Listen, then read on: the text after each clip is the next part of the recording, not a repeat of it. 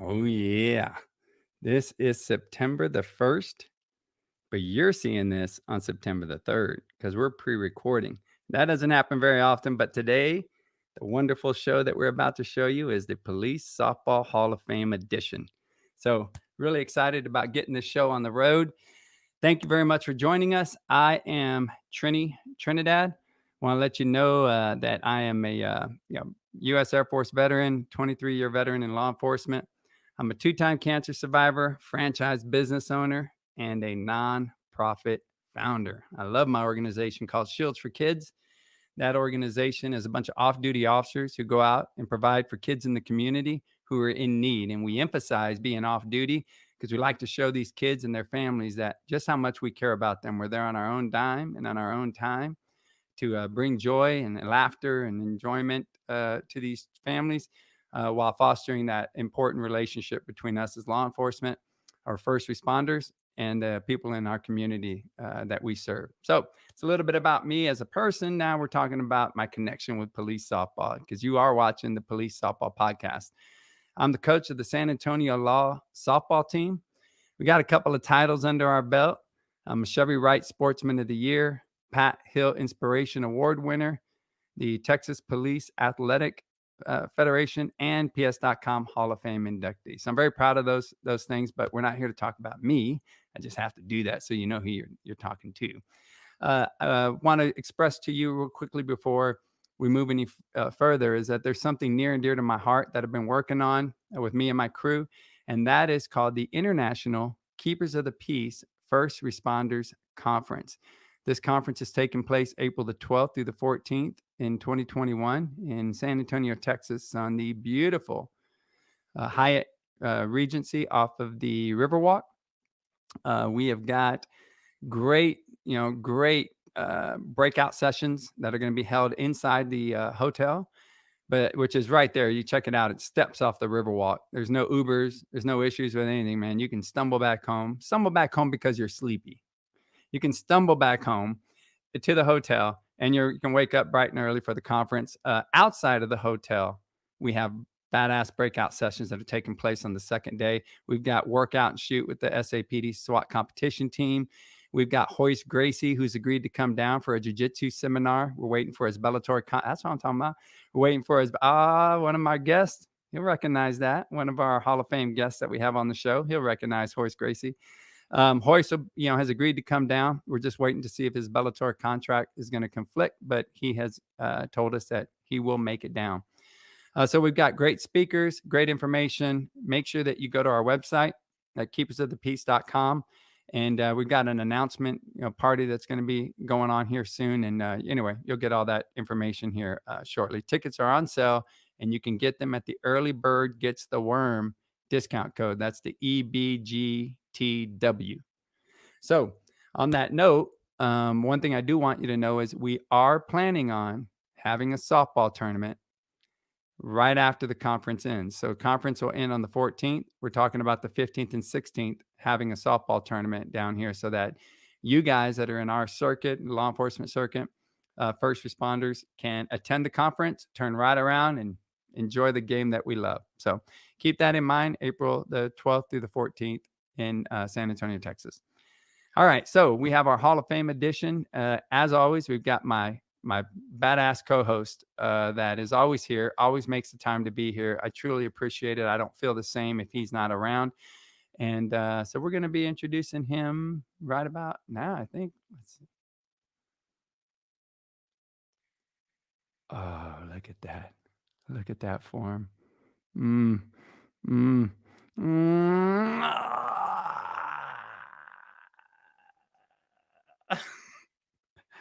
That's about how it went for Mr. Joe Monahan. Welcome back to the show.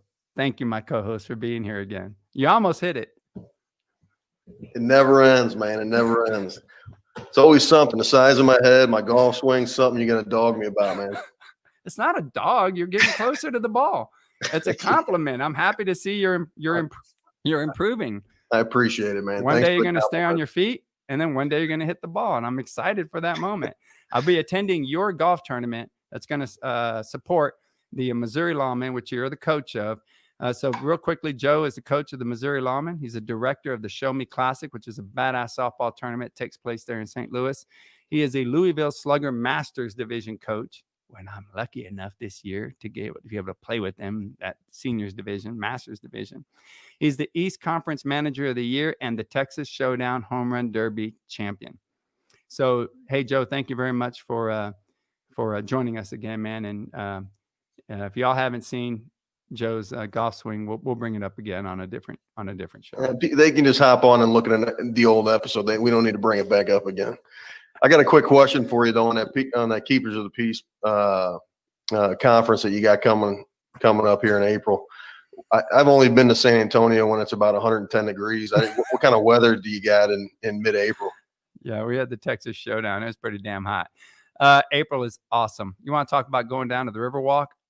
Great time to be down there. Great time for golf.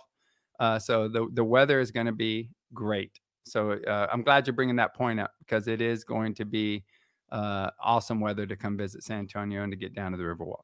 Good deal. Yeah, man. So Joe, thank you very much for joining us. We're going to introduce our next guest, who is the Swami. We know this dude. He is one of the dudes, along with Dale Pickney, who created our circuit. They're the biggest circuit, the best circuit there is in police softball, policesoftball.com. I want to welcome Jeff Blair to the show. What up, brother? Hey, homie. Yes, what's up, guys? yes.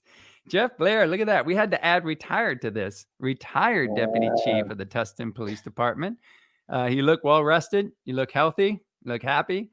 He's in law enforcement for 31 years. He's a co-founder of PS.com. He's a 4-time Majors Division champion. So if you don't know about that, we have our divisions, and we got the Gold Division. Then we have mid-majors, and then we have majors. So the majors, cream of the crop, top dudes. This guy's a 4-time champion, 2-time Masters Division champion, and a 2013 PS.com Hall of Fame inductee. So that's what I'm talking about. Thanks for being here, brother. You got it, guys. Looking forward to this great episode. I'm looking forward to just talking about softball and just like something other than everything else going on in the world. So I appreciate everything you're doing for the sport training. Yeah, man, you're welcome. And so I'm excited to be able to get the show on the road. I know you got some plans. I'm happy that you're able to welcome. Is that the shirt? That's your last year's shirt. All right. I like it. Get I like lucky. it. Are there going to be any shirts this year, Jeff? No, probably not. You could create some creative ones that people could order for the asterisk year, but So hey, if we do have a tournament, we're going to put in a rush order of an idea that Michelle Pickney came up with. I don't want to let the cat out of the bag because if we don't have it, then we're not going to have the shirts. But Michelle came with a great idea. So awesome. So Jeff, the last word that we heard about BLD in Vegas is that they just opened up for practice, I think yesterday or today. Right. And that's the first step, I guess, towards league and tournaments. I don't know if that's accurate information that I heard or not. I don't know. I'm sure you got a better handle on the situation, and maybe you can, give us the word on what's going on right now. Okay, so here's the deal. Like, Big League Dreams and me, like, we're like this, right? So like every time somebody sends me something about, hey, the senior circuit is doing X, Y, and Z at Big League Dreams, or whatever, it's not as accurate as the information I'm getting, because I'm getting it from the number one guy, right? So it'd be like I'm getting it from their chief of police in charge of Big League Dreams. He's in charge of Cat City, Las Vegas, all the Texas facilities. So like when someone from Texas tries to like rent a facility at Big League Dreams, it's the same guy that I use. And it's like within seconds, I get a text message, hey, this is going on, whatever, like that. So I get a lot of people that'll send me something, hey, senior softball just announced that they're going to continue their dates in Vegas at Big League Dreams. So I'll send a text to my guy. He's like, they're just no different than you are. They're just hopeful that the date's going to open up. He goes, I guarantee you'll be the first one to know. So today yesterday I got a text. Actually, last week, he met with the Parks and Recs director of Vegas, and the city parks in Vegas opened up to league night. And he admitted they opened up too soon. They got shut down. So long story short, I got a text from him yesterday saying, hey, we're open for practices now. Team practices only. So no league night. So in Vegas, the order is practices, league night, tournaments. So we're at like phase 1, and we're 11 days out from where we need to be. So ultimately he said, look, I'd like to have some good news for you by September 11th. He goes, I can't promise that, because they want to, I mean, every day that place is closed, they're losing money, right? They want to open, right? We want to have a tournament there. Completely 100% dictated by the governor of Nevada. The mayor of Las Vegas. Now, if you guys don't remember this, the mayor of Las Vegas threw out the first pitch at our World Series in like 2010. So we're a big deal. As big as Las Vegas is, police softball is important to them. The mayor of Las Vegas in 2010 threw out the first pitch. He wants us to have a tournament, but he's trumped by the state. So we're still, every day I get on, I log in, I check out the Nevada updates on COVID, and right now we're still on standby. So there's no real time. There's no real timeline. It's basically whenever they got information, they're going to pass it along. They're not going to give you a set date for any kind of information or anything like that, really. And I think that everybody thinks that they have I don't everybody, but I get a lot of people thinking that, oh, our guy's got an inside scoop. And I'm telling you right now, the guy who's in charge of the schedule for all the Big League Dreams, from Cat City East, is like I text him right now. He'll get back to me in 30 seconds. He guarantees me I'll be the first one to know. So the minute I know, I'm going on our website and I'm saying update on Vegas. So when you guys shoot me a text like, hey, is there any updates? Like, I guarantee you, the minute I get one, you'll have already known about it because it's been on the website. And I think that the cool part about it is the fact that you're getting so many text messages, the fact that people are like on you about it. Right. It's like Les Brown says, if you change the way you look at things, the things you look at change. And I like that because I think it's cool that so many people are so freaking passionate about this. We need this, especially in the current times, that they're on your ass to say, Jeff, give us something. They're just hanging on to anything. Right. So I think it's such a wonderful thing that what you and Dale and the rest of the crew have created has become something so important that they're on your ass to figure out, come on. So I think it's a great compliment. And it's depressing for me because, guys, think about the date right now. Was it September 1st? Right about now, you'll be logging into ps.com, reading about bracket A, and there'd be 3 teams listed, and there'd be a little overview of each team and like a Swami prediction on how. That's fun to me. Like Trini, you said earlier, this was kind of your hobby. This is that's mine, man. I'll get in there. I'll write about teams. I'll do research. I'll do predictions. everything I do with this is like, I don't willy-nilly put these teams in brackets. I look on was there any friction on the message board between these teams? Oh, you bet they're going to be grouped together. Did some guy jump off one team and join another team? We'll put them in the same bracket. So Sure. Anyway, so I'm missing out on that. So for me, cool. it's kind of depressing. Yeah. Well, we're looking forward to some updates. As soon as you get them, I know you'll put it out. And to me, I'm down for a emergency police softball podcast to be able to just put out the word, regardless of what it is, to get it out there, and may even go live with it. So appreciate that feedback. I know you're in a tough position. So thank you for commenting on that. And we're hoping for the best. You got it. All right. Well, then let's get the show on the road. First off, we're here for the Hall of Fame inductees, right? And we got some great write-ups here. Here we go. This is our circuit. For those of you that don't know, this isn't just a policesoftball.com show. This is Police Softball Podcast. So we're trying to get people to come in to the circuit that maybe don't know about us. And so that's our logo to the policesoftball.com. And our Hall of Fame logo here, I think we'll bring up here in just a second. Let's see. Yeah, there you go. There's one of them. And so, hey, that's what we're here to talk about. That's what I'm talking about. That's on the side of the shirt. So, hey, Jeff, Joe, help me out with this, man. So for those that don't know, what do you look at when you're selecting people for the Hall of Fame class of 2020? For me, selecting someone in the Hall of Fame is someone who plays the game at a high level. That's, I think, the most important thing. Longevity goes along with that as well. They play the game well for a long period of time, or I should say very well for a long period of time. Also, I think you take into account people that give back to the sport. They put together teams. They travel. They help build other tournaments up. Bringing their team cross country, things like that, putting on their own tournaments, trying to build the sport that way as well. There's a bunch of different things that I think you take into account when you're looking at who would make the Hall of Fame. But I think I would say top two would probably be longevity and skill, skill level, how good the player was. Yeah. Jeff?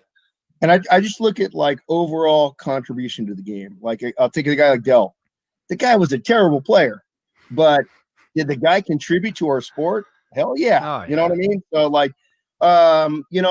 so it's like just who gave more than they took, right? And then that's one criteria. And then secondly is like, okay, well, who are the best of the best, right? Because there are some guys for a moment in time were the best player in our sport, but only played for a moment in time, and those are not Hall of Famers, right? That would be like, like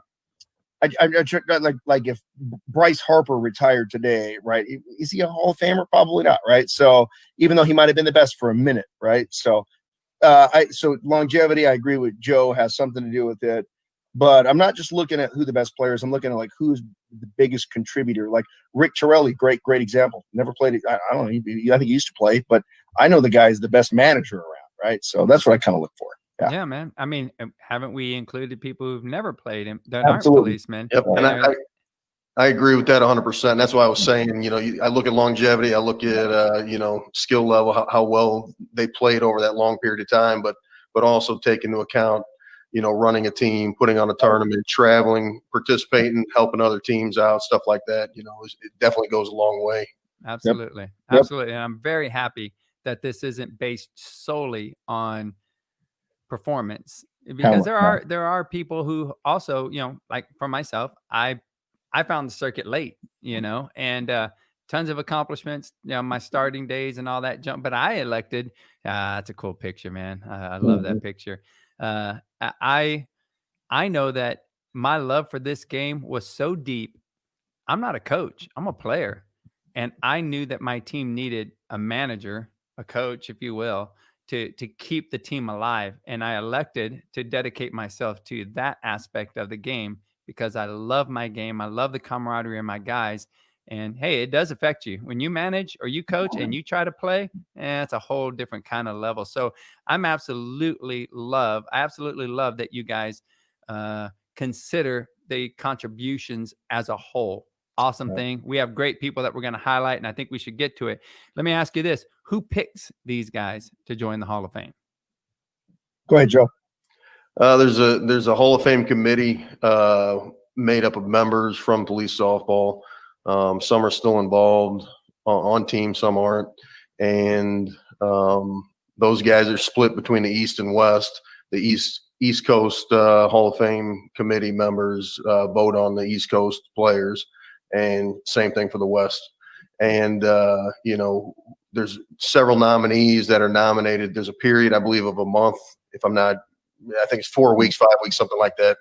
1 month where people can get online. They can put in they can do a write-up basically on who they think, who they want to be nominated for the Hall of Fame.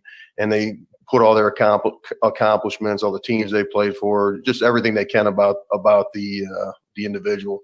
And then we take all those after that month's up, we take all those, we evaluate them, and then we determine, who we think deserves to be in the Hall of Fame.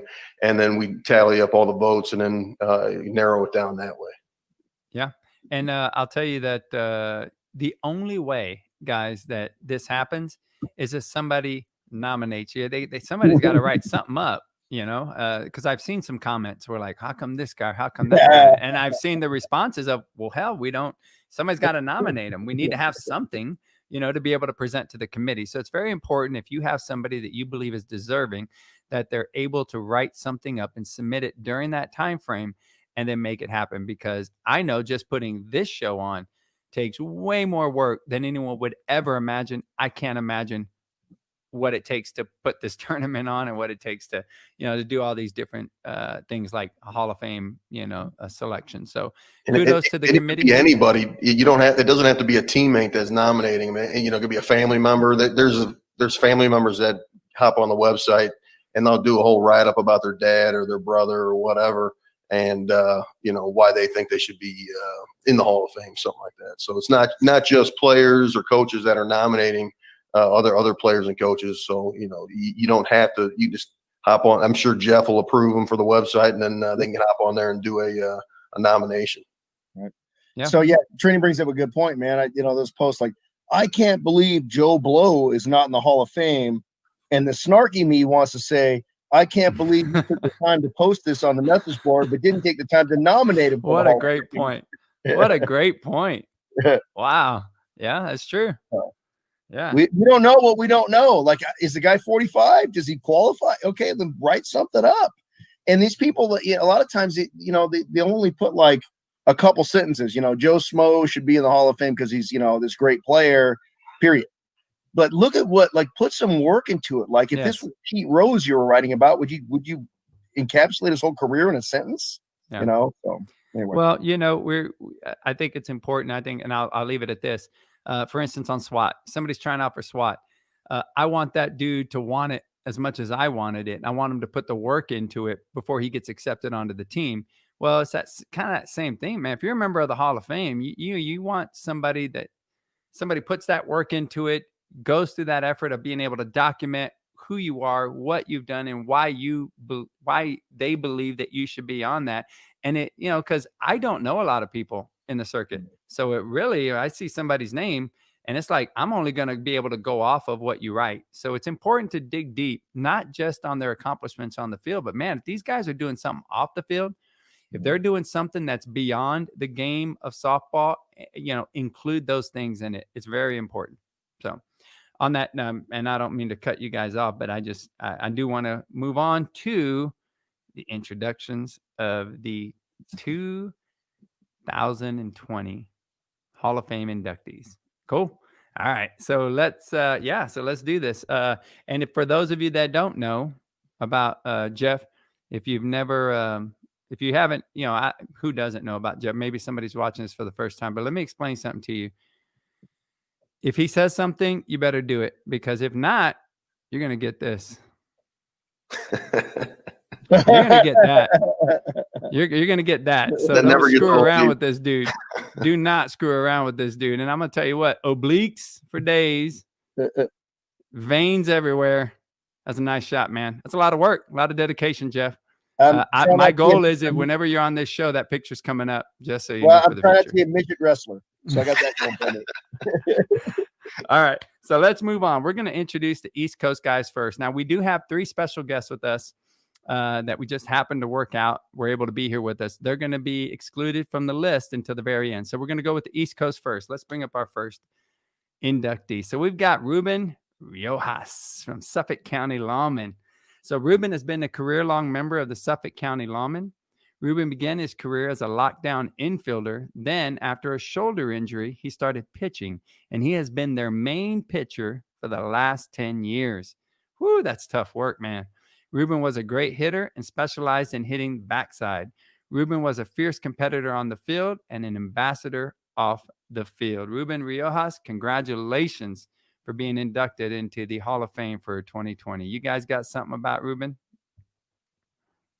Ruben was one that was on the nominations that I wasn't. I didn't personally know him very well. So what I did was I reached out to some guys up in the East Coast, up there in New York, New Jersey, and kind of got a feel for who Ruben was and what he's about, and as far as his history and everything like that goes in the sport. And I think that made the decision a lot easier after talking with those guys. Mm. And so I've played against Ruben a handful of times, probably 10 times or whatnot. But here's what I like the most about Ruben's selection, right? Suffolk, right? Probably the team, no team in the circuit for the last decade has flown under the radar as much as Suffolk has, right? But they're always in the mix, like they're a major team. And he's a perfect example of that team, right? The guy's the pitcher of the team. But when have you heard Ruben being involved in any kind of controversy or Suffolk being involved in controversy? I read the last line on his bio and it said an ambassador to the game. That's what you want from a professional law enforcement officer on and off the field. The guy is a professional, and that's what you expect from him. I have never once, hey man, there's a problem on field 1. Suffolk's, it's never happened, right? There's some teams that if there's a problem on field 1, I got a handful of teams that I can guarantee are probably involved. It's never going to be his team. So he's a lot like you, Trini, in the fact that his team is a reflection of his personality. So great pick.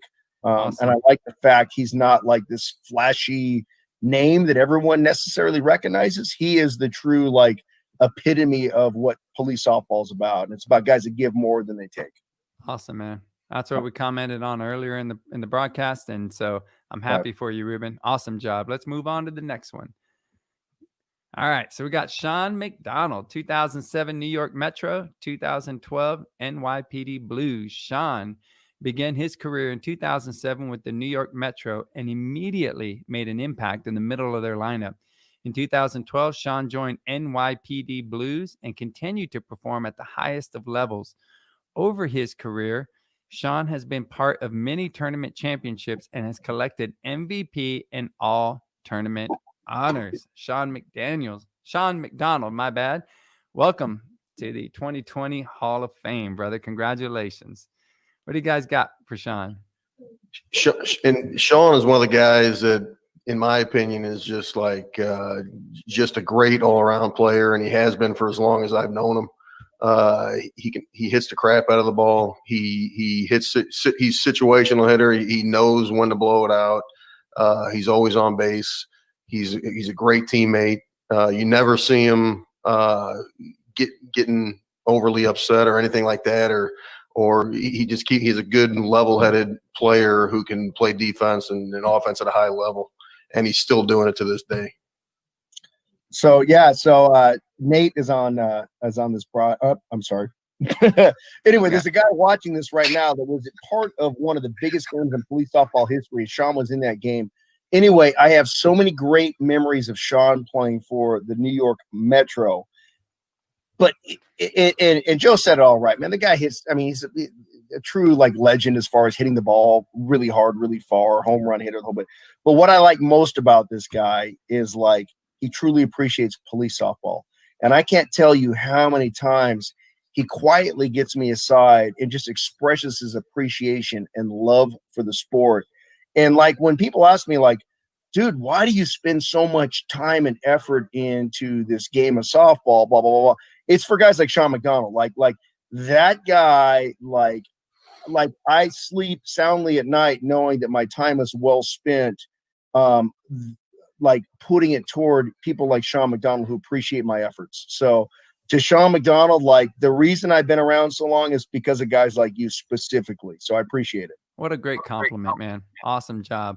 So awesome, man. I'll tell you what, I spilled the beans on one guy. I'm sorry. Well, I mean, we're happy that you're here. And if you mess up here and there, it's all right. You're good to go. All right. So we'll go on to our next Hall of Fame inductee for this year, Rob Minke. Is that correct? Minke? Yes. All right. Very cool. Rob Minke, Ohio lawman. All right. Look at that swing, boy. I think that thing might have gone out. Rob had a long career playing with the Ohio Lawmen. Rob is considered one of the top defensive shortstops in police softball and one of the top leadoff hitters, too. It is rare to see Rob make a defensive error or not come through with a clutch hit in a pressure situation. Rob was one of the main reasons to the success of the Ohio Lawmen. Rob Minke, congratulations, brother, on your 2020 induction into the Hall of Fame. Yeah, man. So what do you guys got about Rob? Rob's another one of those guys who just does it all. He's at every position I've seen him play, whether it's, he's playing a 5-man shortstop, he's pitching, he does it at a high level. He gloves it at a high level, every position, and then hitting, he does it all there as well. He's done it his whole, police softball career. And, he's also, played, several years in the civvy circuit at a high level. So, I mean, he's when it comes to, gamers, he's up there. So if you guys don't know this, Minke is the first ever World Series champion, the 2005, first time we were at a World Series, 2005 Ohio Lawman, Minke was a world champion. That's cool. And so look back, right? So this is 16th year, right? So Minke has been part of the second most winning team in police softball history, the World Series, and he is the face of that team. So Minke to me is, I call it and I'm not talking about all the police softball since whatever it has been. I'm talking about policesoftball.com since 2005, since we invented the sport. There's a Mount Rushmore with 4 heads on it, and Minke's on that Mount Rushmore. That's how good this guy is. Damn. I mean, he was good for like a period of like a couple of years, but you're talking 15 years of being on top of your game. Awesome. And being a world champion and being the best of the best. Yeah. Minke is on that Mount Rushmore. Man, what an 100% awesome thing. agree. I've never met him before, or at least I don't believe I have. And I'll tell you what a neat thing to be able to hear about somebody, and what a neat thing to have a part of your legacy from a dude that, co-founded PS.com circuit, to be able to say something like that. So, man, congratulations. That's awesome, Rob. So, man, very cool. I'm excited, man. I can't wait to meet these guys, man, and talk to them. So let's go on to the next one. Who do we have here coming up? John Irvin. That's what I'm talking about. So 1995 Dirty Jersey Boys. I don't even know that name. I'm telling you, I didn't know this circuit at the time. So we had the Shamrock Enforcers. I know them because we got introduced to the circuit with those dudes, and it hurt our feelings. Maximum Elite. John started his career in 1995 with the Dirty Jersey Boys, which was a top-level team on the East Coast. The team changed names several times and eventually had the most success as the Shamrock Enforcers. For many years, they were considered a team that you didn't want to play against. John has always been a top outfielder and hit for a high average. Ultimately, John took over the managerial duties while continuing to play. So, John Irvin, congratulations to the 2020 Hall of Fame. Yeah, man. So what do you guys got for John? So John is as far as longevity goes, obviously that's he's been around since 95. He's been doing it at a high level for a bunch of years. But he's the first one we've talked about so far that's given more as far as running a team. He took over the New Jersey teams. He had a tournament, I believe, for a couple of years out there, and he's one that it brings his team everywhere. They travel all over the place to play ball and support other tournaments, help the sport grow. And he's also part of the Lockdown Lawman traveling team that plays in some civvy tournaments. So, I mean, he's done a lot for police softball other than just being a player and being in the sport for a long period of time. So to echo Joe, obviously John is one of those guys that could have been a Hall of Famer as a player or as a contributor, just because the guy is all, I mean, we wouldn't have the East Coast police softball to the level where it's at right now if it weren't for guys like John. And he is the scrappiest guy around. Yeah, some guys are like, they're just gifted, right? They just glide across the field and they have this beautiful swing. That is not John. John is scrappy and gritty and dirty, and somehow he's like Rocky Balboa fighting Apollo. Apollo's all polished and whatnot. At the end of the fight, like, Irvin just beat him. Like, how did that happen, right? So as a player, as a coach, I mean, this guy is, obviously no doubt Hall of Famer on many different levels. So I'm glad he's in. Yeah, when I read that, it was like, man, I've had the opportunity to communicate with him here and there, but again, I didn't come to the circuit till late. So, man, I'm sitting here like a fan. Just doesn't matter that I'm hosting the show with Joe. I'm like a fan, like, oh, dude, this guy, man, no shit. I want to meet this dude, So I think that's really neat. The purpose of this podcast is to be able to bring us closer together. So when we do show up to Vegas, like, hey, man, that's the dude that they talked about, man, and it's neat to be able to do that. So that's awesome, man. Congratulations, John. We're going to go to our next inductee.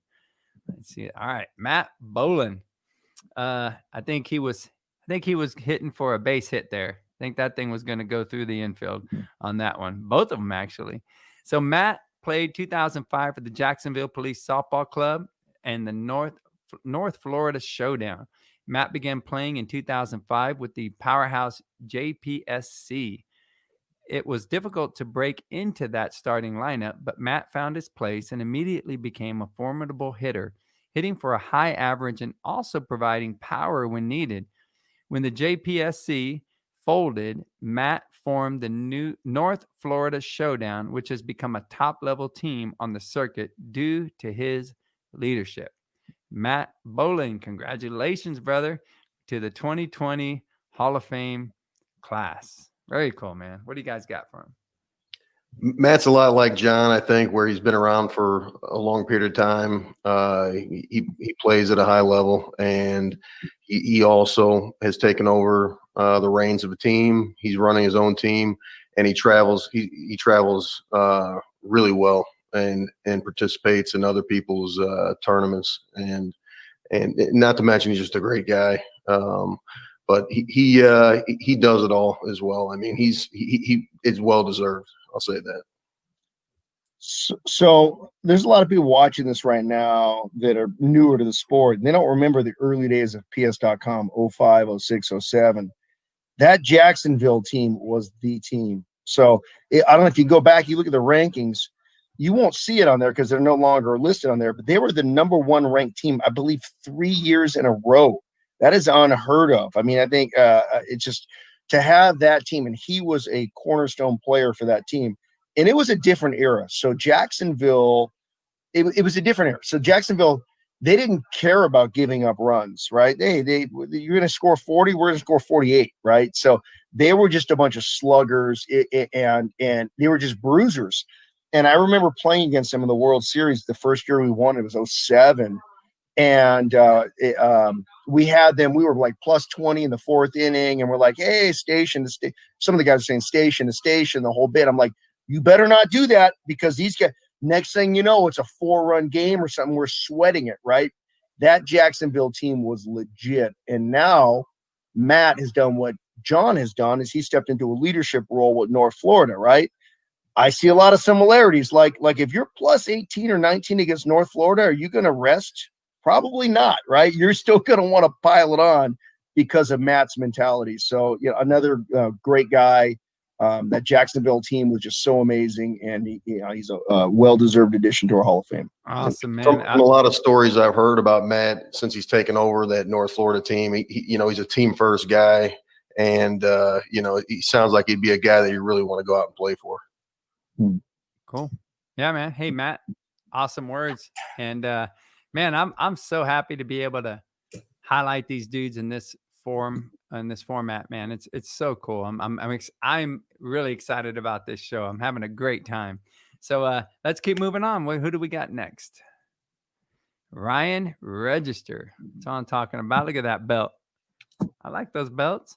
So Ryan played down to earth lawman and then team 3 and 2 lawman.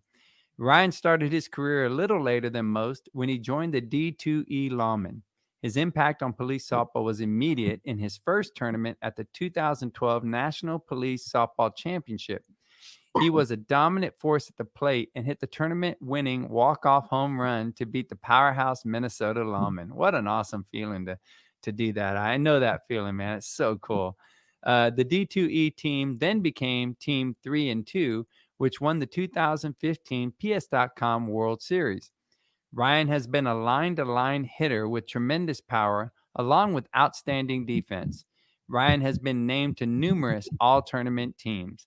And one of his PS.com accomplishments was the 2015 World Series champion. So congratulations, Ryan Register, for your induction into the 2020 Hall of Fame class. What do you guys got? So Ryan he doesn't have the longevity that a lot of these guys we've been talking about that they have, but in what he's done in that short period of time, I mean, he's a gamer, and he competes at the highest level, and he defensively, offensively, he's a great teammate. I've actually played with him a couple times, and he's just a nice guy. He's a great guy to sit down and have a conversation with between games, drink a beer. And it's he's just what police softball is about in my eyes. You know what? One thing I'm going to add in there real quick is, Joe, I'm so happy that we're not hanging out with your team or my team right now, because when you say I played with him a couple of times, you know, when you're around a bunch of policemen, you just can't say anything, man. You can't do anything. You can't say anything without catching any kind of crap. But thankfully, we're safe. This is a safe environment. You can be vulnerable and you can share, and nothing like that's going to come up. So anyway, I just thought I'd make that comment. Jeff, what do you got, man? So Ryan came on, you know, like Joe said, a little later, right? So around like 13, 14 is when I started playing less and became more of the tournament director, right? But I will say this, man. I watched that guy play for that 3 and 2 team, and the year they won that World Series, they were a machine. And this is a side commentary. When I always talk about what the sport lacks is not a lack of talent; it's a lack of leaders. God, that 3 and 2 team, give me those guys right now, and I'm winning a World Series. Let me run that team. Give me all Ryan. Give me all those guys, right?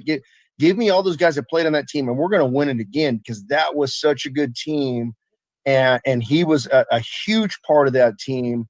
And it was just a shame to see so many good players just kind of drift off. That I really think it's like, you wonder how good a Bo Jackson would have been if he had got to play a complete career.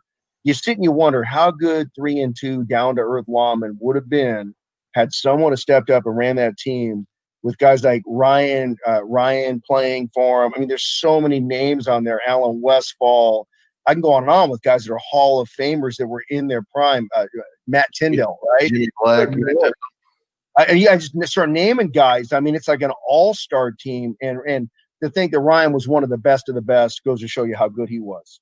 Very cool. Very cool. All right, man. Well, let's move on to the next. I think we're going to the West, if I'm not mistaken. We're moving on to the West division. All right, Lyle Reyes. What up, Lyle? 1992 SBPD Enforcers. 2003 SBSO Dirty Birdo. 2008 Nitro Hitman, CH Hitman, the current team. Lyle was a key infielder for the SBPD Enforcers and split his time playing both the first and third base positions. At a time when a team management stepped away from the role, he took over the team as a player manager. He dedicated many hours to the SBPD Enforcers both on and off the field to ensure its success. In 2008, Lyle put together the Nitro Hitman / CH Hitman. he became a part-time player and sacrificed his playing time to take on more of a team manager role. He organized team fundraisers and raffles to offset team fees and traveling expenses for his guys. His PS.com accomplishments is a 1997 Bob Henry Memorial Tournament MVP with the Enforcers, 2013 Chevy Wright West Coast Sportsman of the Year, and Silver Division Champion Nitro Hitman. So Lyle Reyes, congratulations to you for your induction into the 2020 PS.com Hall of Fame. I like everything that Lyle, has shown to this point when it comes to me meeting him in just a short amount of time that I have. And it's one of those that I can say, through my conversations, that the dude is kind of feel like with me, like that sacrifice of like, I need this to stay alive and I'm willing to give up what I want to have as an individual, as a competitor, for the betterment of the whole. Awesome to have that. I'll start just because I've known Lyle since we started playing softball before PS.com. So I look at him, he's a lot like Adele in the fact that, Dell was a decent player back in the day. I'm sure Lyle was a good player too, the whole bit. But my experience with him has been as a leader. And I'm telling you right now, I just got done saying it, right? What this sport needs right now is a lot more Lyles, right? A lot fewer prima donna guys who want everything paid for, and a lot more Lyles. So this guy is the reason why I'm on this podcast right now. Give me guys like Lyle who appreciate all the work I'm putting in for, because I appreciate his work. And the fact that guy year after year after year finds talented players from his region, and his team gets good, and then they get sniped off by a bigger. It just is inevitable. It happens every year. They get sniped. We want that guy to play for this super caliber major team. And Lyle, how easy would it be to just fold your cards and say, I'm done, right? Like if Lyle were to have all the guys that he found and introduced into police softball on his team right now, they would be the majors world champions. He's that good. But everyone seems to look for a quick jump to the next level rather than build up what Lyle's had. And the fact he's still doing it, and I mean, mid-majors champion, he's done. It's like, God, give the guy a chance, stick with him, let this team play out a little bit, because they're pretty darn good. And the reason they're darn good is because Lyle works so hard for the team. There's nobody on the West that goes to as many tournaments as this guy does consistently year after year after year. And to me, this guy's like, there's no doubt in my mind this guy should be in the Hall of Fame. Yeah. And I don't know Lyle personally. We've had him on the show here, and I met him a couple times. But I think when you got a guy who's run a team or run 3 different teams over the last 25 plus years, I think that tells you a lot about what type of guy he is, and what Jeff's saying as far as leadership and everything else goes, and what he's given to the sport over those 25 plus years. I think that's a no-brainer. It's an extremely easy thing to fold when people leave your team to go play with a more competitive team and to feel like there's just no hope. What's the purpose? And it's cool when your purpose is about the camaraderie and about the experience of being able to go out and, hey, we do what we can on the field, but in the end, we're going to hang out together. We're going to throw washers. We're going to do all that. And when we had him on the family edition of the podcast, to me, that was cool as shit, man, because it reminded me of my family. My family understands my commitment. My family understands, my love for the game. And that doesn't always get communicated, with other people, but my family knows it. And that's what I thought was really neat about his family. 2 quick things. Number one, I watched his son grow up on the fields. That's amazing. That's the best part about it. Man, he's always dragging his family out there, and the kids love it. Number 2 is what I like best about Lyle is that guys will leave his team to go for greener pastures, and then Lyle's new team beats the team the guy went to. So I love that. Yeah, man. So congratulations, Lyle. Let's move on. Who do we got next? All right, Jerry J. Boyd, 2012 LAPD Blue player, 2013 DEA combo player, current team. Since joining our circuit, he has easily been one of the top outfielders in the country and arguably one of the top players. He can bat leadoff or cleanup and explodes out of the box, thinking at least 2 bases as he peppers the gaps, and can hit a home run for you on command. He gives 100% on every out of every game on both sides of the ball. He's a great teammate and strives to make everyone around him better with his intensity and his attitude. PS.com accomplishments are a 2014 Majors champion with DEA, 5-time Masters champions with Alliance 40 Cal, 13 with West Coast 40s, and 14, 15, 16, 18. Wow. Yeah, man, that's awesome. So, Jerry Boyd, congratulations, brother, on your 2020 induction into the PS.com Hall of Fame. Yeah, so if this guy would have started in his 20s like the rest of us, he would be on the Mount Rushmore, right? This guy didn't start police softball till he was in his mid 30s, probably late 30s or something like that. Like, I can't, like, when I found out the guy was like 40, I could not believe it. He was so fast and so agile. And I remember specifically me and Dell sitting in the office one day penciling out, like, if we had to pick a police softball team to play against Helmer and all those guys, who would we have on it? And we had Jerry Boyd on the team. He's that good. So that goes to show you, although he lacks the longevity, he was just so good, and he still is at that level that he deserves the Hall of Fame based on his last, I guess, 9-10 years in the sport. But, man, if that guy would have started in his 20s, well, look out. Yeah, I was trying to find a way to steal him away from Jimmy Gomez, trying to find a water border down the Mississippi, kind of down into the Gulf and through the Panama Canal to get over there to the Pacific, and so we can get him on the Missouri squad, but it never worked out. Oh, man. Well, hey, congratulations to you, Jerry, man. Awesome accomplishment. All right, let's go on next. We're at 51 minutes. So Danny D-Way Wells. Oh, hell. Jeff, might give you a little competition when it comes to that fitness competition there. Dude's pretty ripped. 2008 SoCal Alliance, 2014 Nitro Hitman, 2015 Empire, 2019 DEA combo with his current team. D-Way started his police softball career in 2008 after many years of playing upper-level civilian ball. Offensively, his speed and hustle out of the box put constant pressure on the defense. D-Way is known for his friendliness, high energy, knowledge of the sport, infectious spirit, praise or pickup of his teammates, and being a verbal leader in the dugout and on the field. D-Way plays with the DEA combo team, considered by many to be a top contender for the Major Division title. PS.com accomplishments is 5-time Majors Division champion with SoCal Alliance Empire, 2014 Team MVP award with the Nitro Hitman, 6-time Majors Division championship appearances, and 3 of 5 championships, all tournament awards. Danny D-Way Wells, congratulations to the 2020 induction into the Hall of Fame. I'll tell you, I don't know him, but what I will say is, when you talk about a dude that brings everybody up, sometimes as a manager, as a coach, sometimes you're at a loss of words. You know, sometimes you want to say something, but you're thinking, maybe that's not the right time, and you look to somebody to be able to have those words for you. And it sounds like that's the kind of dude that is able to kind of like step up and just say the right thing at the right time to help the team out, when sometimes the managers or the coach can't. You know, it sounds like that dude maybe is one of those dudes.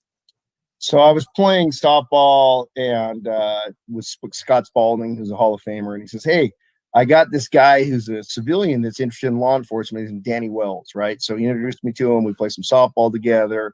He became a police officer for my organization, right? So first thing we do is like controversy right away, right? So we have a rookie cop who's got the weekends off somehow, playing for the SoCal Alliance, starting center fielder in the game against New York Metro that we talked about earlier with Sean McDonald.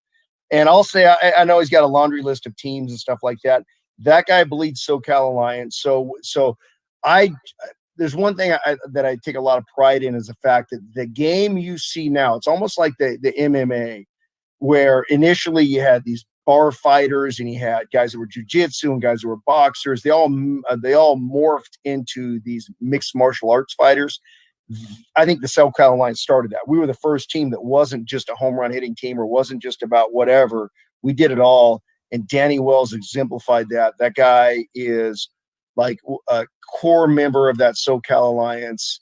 And the way he played the game has transformed the game to where you see many teams emulating exactly what he did, running hard, not blowing out home runs when you're supposed to, hitting them when you are supposed to, defense, hitting the cutoff man, complete package, well-deserved D-Way.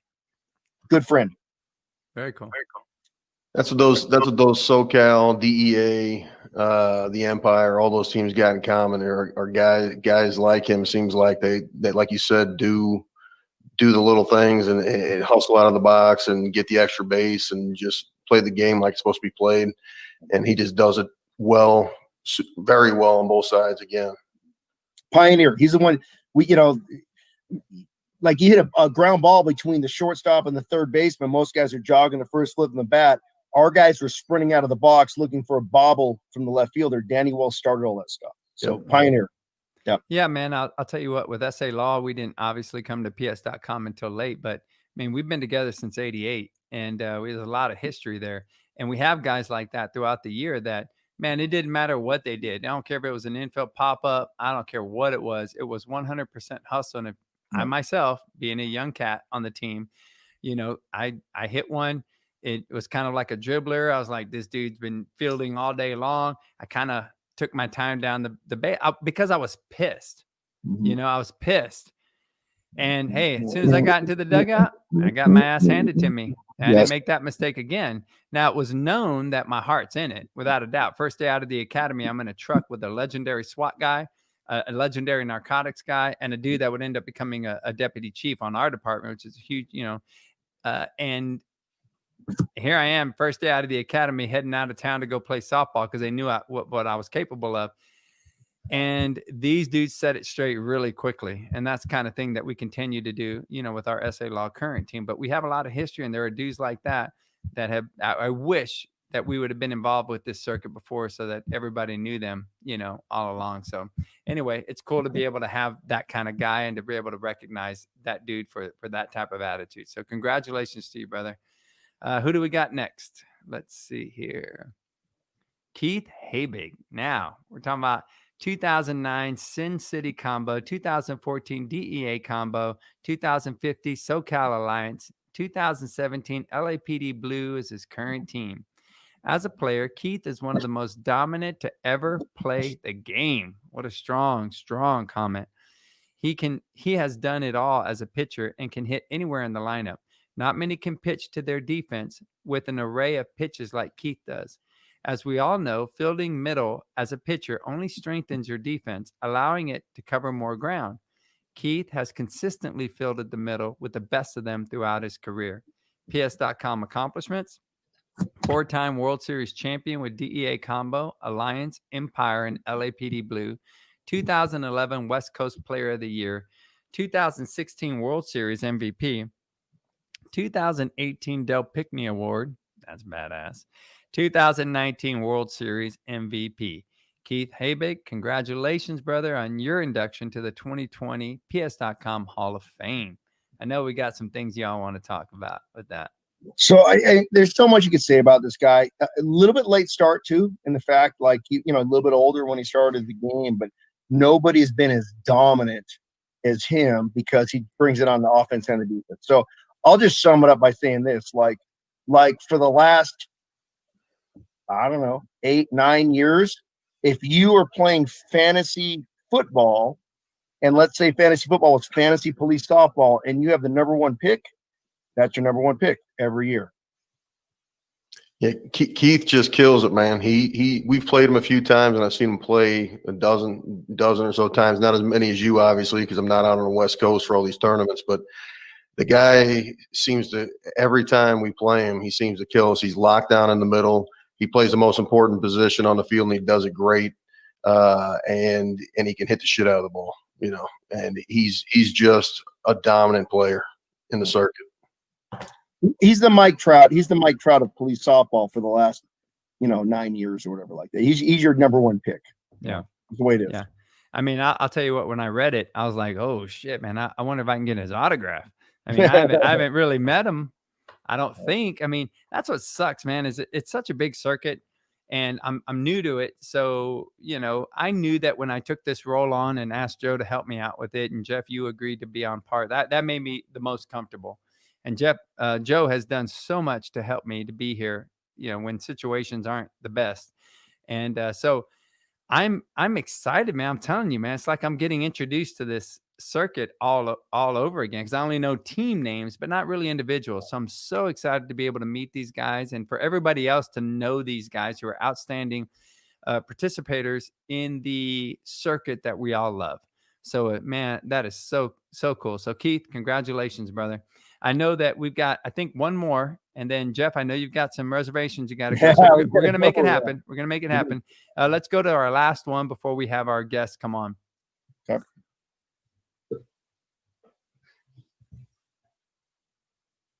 All right. Perry Moore, Team Texas. Perry started his law enforcement softball career in 1996 with the Fort Worth Police Panther team by displaying great speed in the outfield and as a leadoff hitter maintaining a high batting average. The Fort Worth Police Panthers were one of the top teams that participated in Las Vegas Police games, pre-policesoftball.com, by winning the tournament once and finishing in the top 5 several times. Perry has been known for his precise base hitting, utilizing all areas of the field.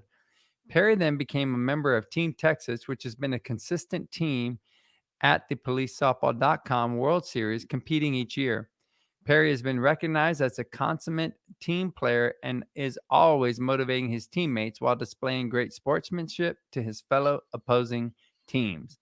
Perry Moore, congratulations to the 2020 Hall of Fame for PS.com class.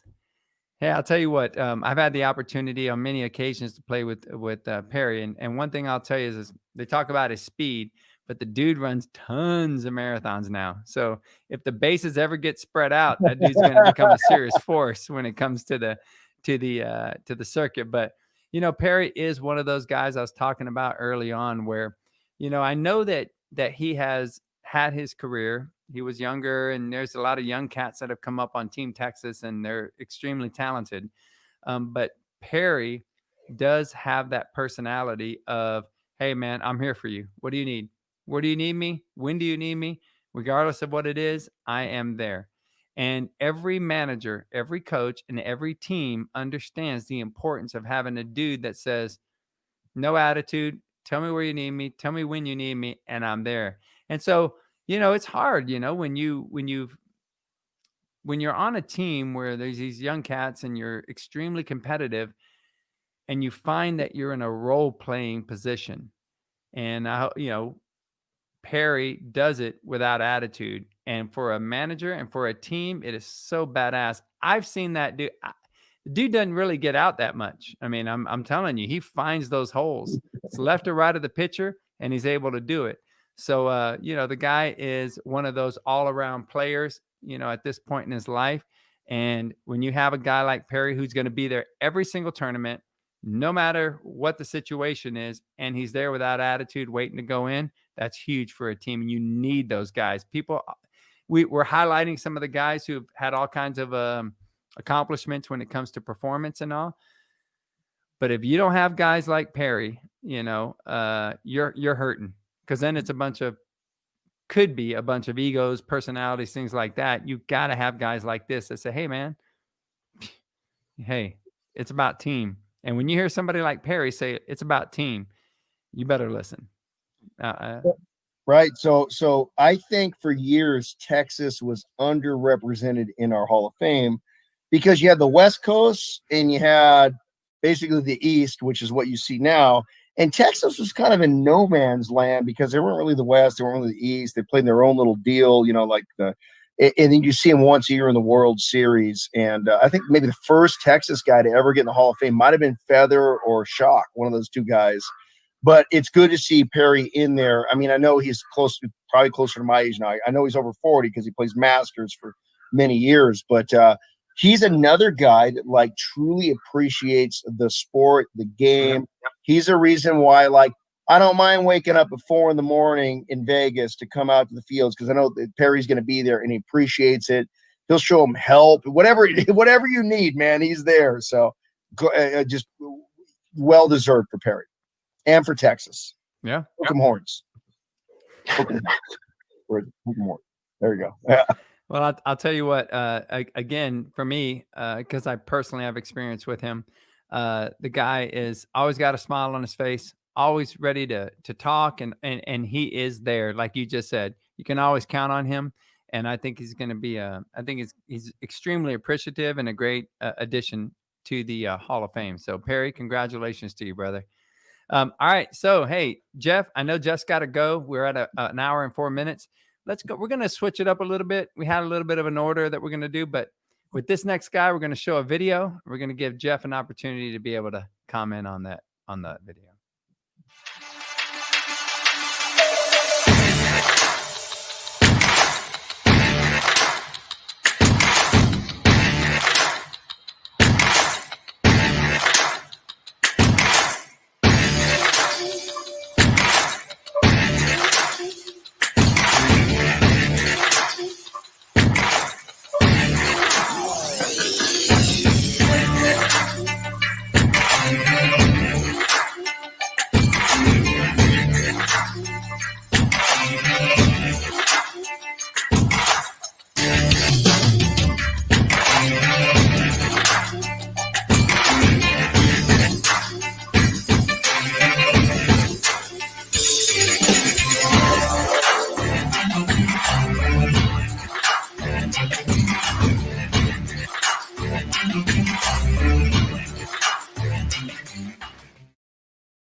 I felt like after that video, there should just be some kind of like Nate should be on here going, just do it. And there should be a Nike swoosh and there should be some sort of a contract that goes with it.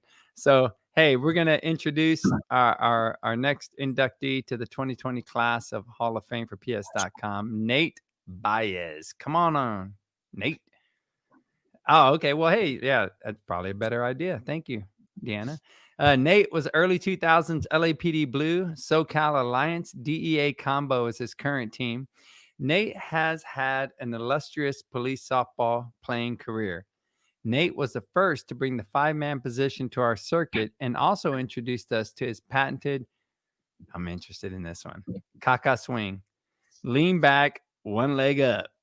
Nate was that's like a song. Lean back, one leg up. Lean back, one leg. So Nate was a pioneer in his defensive shifts, playing deep with 2 outs, and of course, the popular infield skip throw across the Vegas turf. Nate has always been instrumental in recruiting players. Guys enjoy playing with Nate. Nate enjoys mentoring young players and is willing to share his knowledge of the game to those who expresses a desire to learn. Nate is most proud of the relationships he has built over the years. Nate was an early ambassador for our sport and helped build those relationships we see today with the East Coast guys. PS.com accomplishments is a 4-time Majors Division champion, SoCal Alliance, DEA combo, and LAPD Blue. He's a Masters champion, 2015 All-Decade Team. Boy, that's a cool one. Defensive Player of the Year, which was created for Nate. Dude, that's a part of a cool legacy, man, right there. And a PS.com Legends team. So we're going to hear what you guys have to say about Nate Baez. And we're going to hear what you guys have to say, and then we're going to bring him on real quick. All right. So my apologies because I do have a dinner date. So yes. It was important for me to speak about Nate. There's the other guys that I would love to speak about him. They know I love them. But so Nate is what you call a transformative player in the game, and the fact that he changed the sport. So this is no joke when I say, like, back in the day, man, we played high arc, underhand, 4-man infield, put your fattest guy on the mound, don't hit it near him. And then Nate changed everything, man. We went to a 5-man infield. Like, we weren't just swinging from the heels. Defense mattered. Like I have never seen anybody have more influence on the game of police softball than Nate Baez. Wow. So, I mean, and talk about a great teammate. So here's the thing about Nate is people say, well, Nate was a great fielder. Like, no one debates that. Like, probably the best. And when we say, like, the award was created for him, it was literally created for him. Like, this guy is so good defensively. Dell and I are sitting around like, we need to come up with an award for, like, the Nates of the circuit who just take the game to a different level. Like, So we created the defensive player of the year because of Nate. And keep in mind, like guys, I was a very like average at best second baseman. Nate was the fifth man. That guy covered my position and his position, and we won 4 world championships because of it. I mean, he was that good. So what I want to talk about a little bit underrated is his hitting, because people say, well, Nate's not a great hitter. What he only bats 630, 650, whatever. Let me tell you something. His 650 is worth 800 because he doesn't waste home runs. So like we had guys who would hit, yeah, so-and-so hit 800 this tournament, but he had 5 solo shots, right? Nate could have done that. Nate could swing from the hills if he wanted to and hit 800, right? He makes other players better. He made me better. This guy is like earlier, and I got to leave with this. I'm going to say there is a Mount Rushmore of police softball since the advent of PS.com. Nate is in the middle of Mount Rushmore. And as a matter of fact, like if you had to say who is the face of police softball since you started PS.com, who's more recognizable than Nate, right? The flat brim, the flip, the swagger, everything he brought to the sport. It really is. It kind of defined what our sport has become. So I'm very proud of this guy. I'm proud to call him my friend. He and wherever the guy goes, like championships follow. It just follows him. I mean, that like, cool. People rally around him to be better. So with that, guys, I got to check out Nate. I love you. I know you're back there somewhere watching. I can't say enough good things about you, but you are on the Mount Rushmore. You are on the police softball coin of like, this is the face of police softball. And I got to go, and I can't wait to watch this on Thursday. Yeah, man. Well, there's Nate right there. Nate, just a quick word if you want to share it with Jeff before we head out. Yeah, JB, thank you for the kind words, man. I know it comes from the heart. It's kind of touchy, man. Appreciate it. Okay. I'm going to watch the rest on Thursday. You go be you now. Have fun. All right, man. Thank you, Jeff. Hey, Nate, what an awesome compliment, man. I mean, you want to talk about legacy, right? Yeah. With my situation, Joe and I, we talk a lot. You know, Joe's my friend, and we talk about my situation sometimes with my health and all. And legacy is an important part of our lives. You know, you want to leave a legacy, and we talk about a lot of times with family or something maybe that you've done when it comes to maybe your outside work, outside of police work or whatever. But in this circuit with police softball, what a great compliment from a dude that founded this circuit, and to be able to say those words, dude. And I'll tell you what, that is something that you will be able to take with you for the remainder of your life. And we're all going to die, is what it is. Not trying to get too deep. Yeah. But when that time comes, what a neat thing to be able to know that, you accomplished something that's not just about your talent. It's about what you bring to your team and to your partners. So I think it's badass. Nate Baez, law enforcement, 22 years, DEA combo, 20 plus years on the circuit. Damn, dude, you look like you're freaking out of the academy. 4-time PS.com world champion. He's a PS.com Masters champ, first ever PS.com world championship defensive player of the year, and 2021 PS.com Hall of Fame inductee. He still plays like he's out of the academy. Yeah, man. Congratulations, brother. Hey, thank you. Out on the field, Nate. There's two people that as far as defensively goes. There's two people. You guys just happen to be teammates. As far as you guys just make plays that are just insane to me, and some of the plays I've seen you make, there's nobody else that's making those plays, man. It's amazing, and it's awesome to be able to see that kind of talent out on the field in the sport that we play in. I appreciate it. And I'm sure you're talking about Kevin Mort, right? You got it. You two guys, that combo is friggin' unbelievable. Trini, yeah. those two guys, they make plays. Really? That it's pretty amazing to watch, honestly. Very cool. Defensively, a lot of guys go to watch softball. They want to see the long ball. They want to see the guys hitting. You go to a game and those guys, Nate's out there on the field with Kevin. It's amazing watching those guys play defensively. I in particular like to see dudes that do something outside of that. For me as an individual, I look for like, hey man, is that dude calling the team up? Because sometimes I have guys on our team like Jay will call guys together. and they're like, hey man, we need to talk. And I'm the coach, I'm the manager, but Jay as a team leader will bring the guys together and say, hey man, here's what we're facing. Let's go. What are we going to do? And that's what I'm getting about Nate, and Nate, I've never talked to before or anything like that. But I do know that there is something called the Kaka swing. I don't know. Let's see what that's about. I think it's called Kaka swing. I don't know. Explain it to me. Let's see what happens. Let's see what's up. What the hell? Let's see it again. Let's bring it up one more time. Nice. So they said he's the first ever dude to lean on his back foot, raise his front foot, and hit a swing like that. Look at that. Yeah, that's an early picture right there. Look at all that black hair. Look at all that full hair and That's the the beginning. socks. I'm digging it. That was me early, man. Dickies, high socks. I don't know where my flat bill hat went. That I was probably sweaty. That swing right there is what pisses other teams off. Because when you drop it in like that, it's deflating sometimes when that happens. Hey, I don't know how. I don't know when that became a part of my game. It just I was playing with some guys and I saw them do it and I wanted to do it, and it became a competition and who can do it, more filthy or dirtier than the other guy. And it's kind of where I started mastering it. Yeah, very cool. Well, I'm going to deep dive that in a second. But what I want to do is just tell you congratulations on your induction into the Hall of Fame. Very well deserved. And what great compliments, man. Awesome. And we're gonna talk to the last two of our guests, and then we're gonna bring you all back on, and we're gonna discuss with you guys a few things. So, hey, one real quick question, Nate. What that cup you're drinking out of? Is that an award? Wasn't that an award given out one year or no? It was, and I'm sorry I couldn't tell you. That's some kind of a protein drink, just for y'all out there. Yeah, no, that's a keepsake, man. I've had this well over 10 years, maybe closer to 15. But yeah, it's a treasure. We might have to have a 2021 version of these mugs.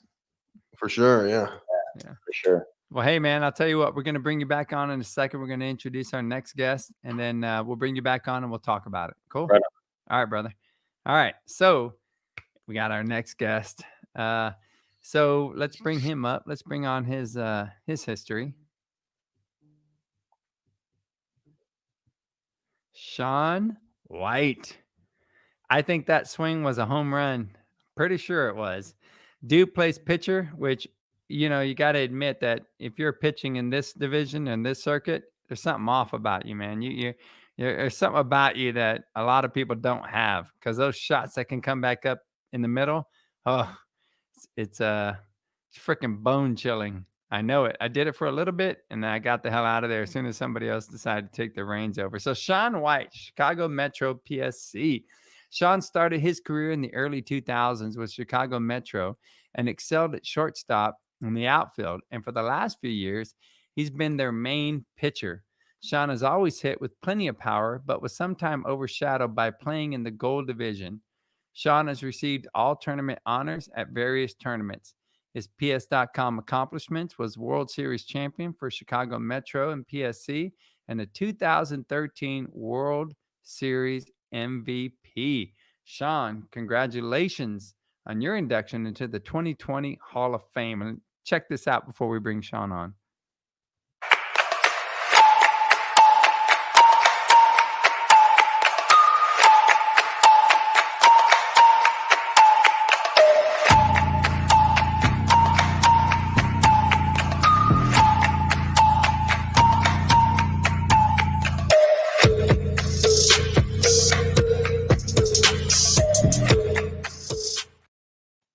Whew.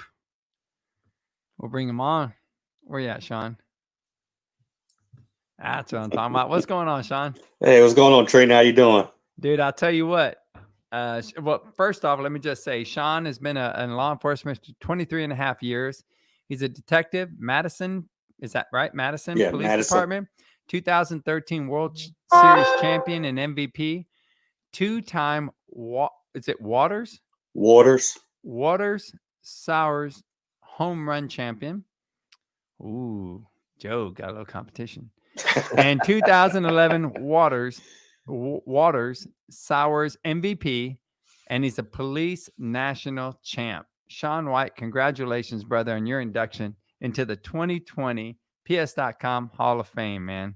I appreciate it, Trini. It definitely is an honor. Definitely an honor to be here talking to you guys. Yeah, man. Sean's one of those guys that we were talking about earlier that just got the longevity and playing at a high level throughout all those years. The guy still mashes the ball and he mans the hump and he does a great job, on both sides. And from, we've played Chicago numerous times, and from what I've seen, he's probably, in my opinion, their best power hitter to this day. One thing you didn't mention on that banner or in the intro that you gave him was the 2020 all tournament selection for the Show Me Classic in St. Louis. All right, man. So he's still getting all tournament selections to this day. And that was a lot of heavy hitters in that tournament in St. Louis, and he performed well and well enough to be named to the all tournament team then. Wow. Too. Congratulations, man. I didn't know that. Oh, I appreciate it, man. I mean, I love going to St. Louis. That's a great tournament that Joe runs. He runs it great every year. I mean, granted, because of COVID, Chicago Metro couldn't make it, so I played with another team, and I enjoyed myself. I mean, the tournament was ran well, given the circumstances we're dealing with now, and I mean, you couldn't even tell we were in a pandemic at this point at that tournament. So it was definitely an honor. Man, all the families that were there. I think actually, if you try to look at the bright side of things, turn the negatives into a positive. One of the things Joe and I talked about, because of course SA Law was there, was how many people were out there watching the games. Because typically you go inside for the air condition and everybody kind of gathers in there, but everybody was outside. They brought their tents and everything, and there was so much more interaction. There was tents, chairs.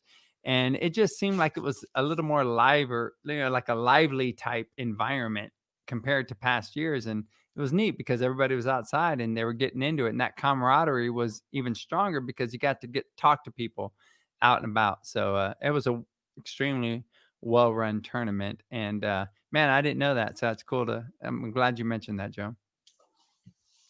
Definitely. I'll be back next year, whether it be with Chicago Metro or somebody else, I'm sure. But yeah, I look forward to going to that tournament. That'll work. Hey, got a little video real quick. Check this out. Your 2013 Gold Division MVP, Sean White.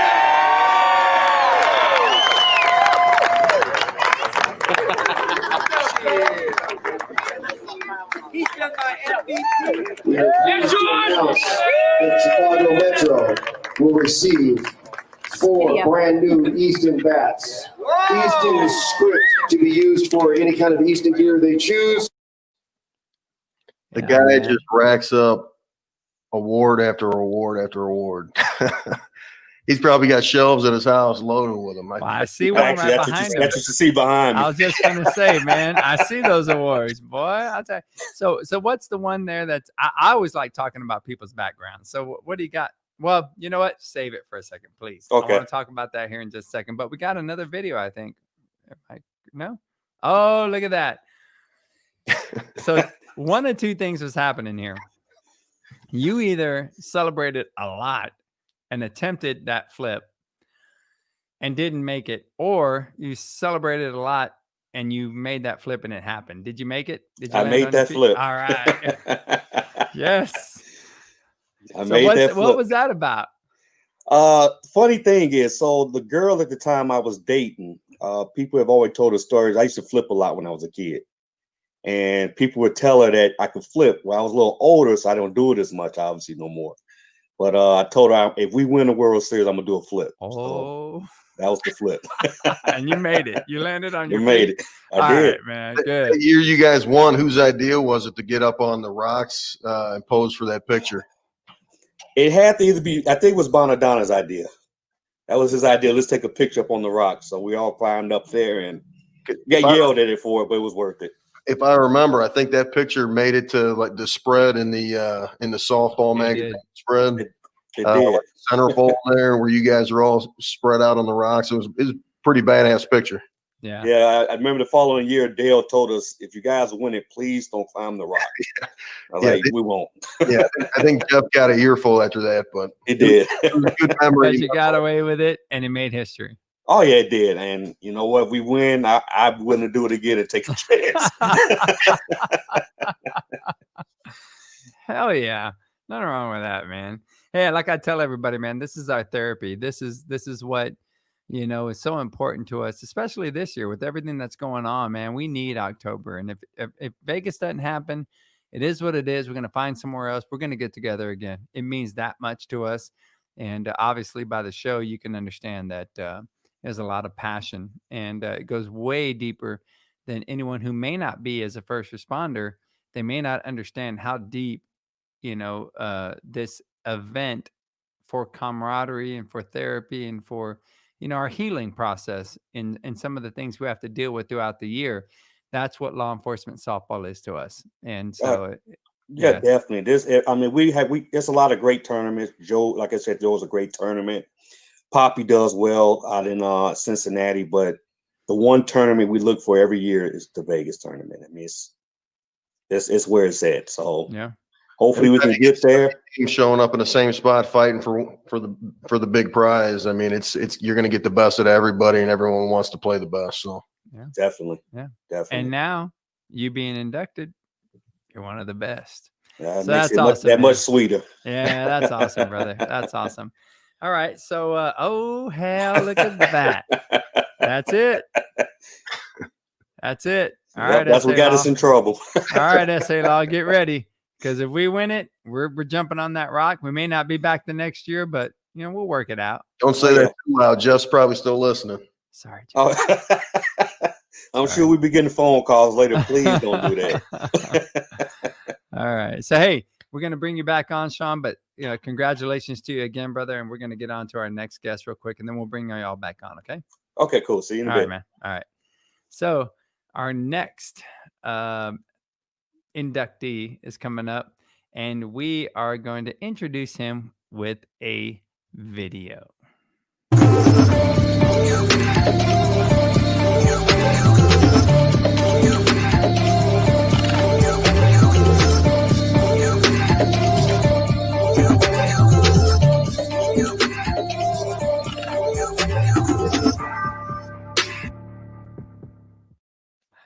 Oh man. So here's what I'll tell you. I've heard about Mark for many years, but in those two clips, that dude didn't run very fast. Now I know he was fast. I know he was really dude was defensively, he was the bomb. I'll say the bomb because I know people will listen to this that are outside of our circle. But the dude has learned over the years that, boy, I better learn how to hit the gaps so I can just do what I need to do. And if I need to put a runner in, they'll put a runner in for me. But that dude, what I love about Mark is the guy's personality. He's a big dude with a big heart. And I'm so happy to have him inducted this year into the Hall of Fame. So Mark Big Jax Jackson, 2005 El Dorado Cartel, Hardcore, West Coast United, SinCal Connection. Mark began playing law enforcement softball in 1997. That's when I graduated.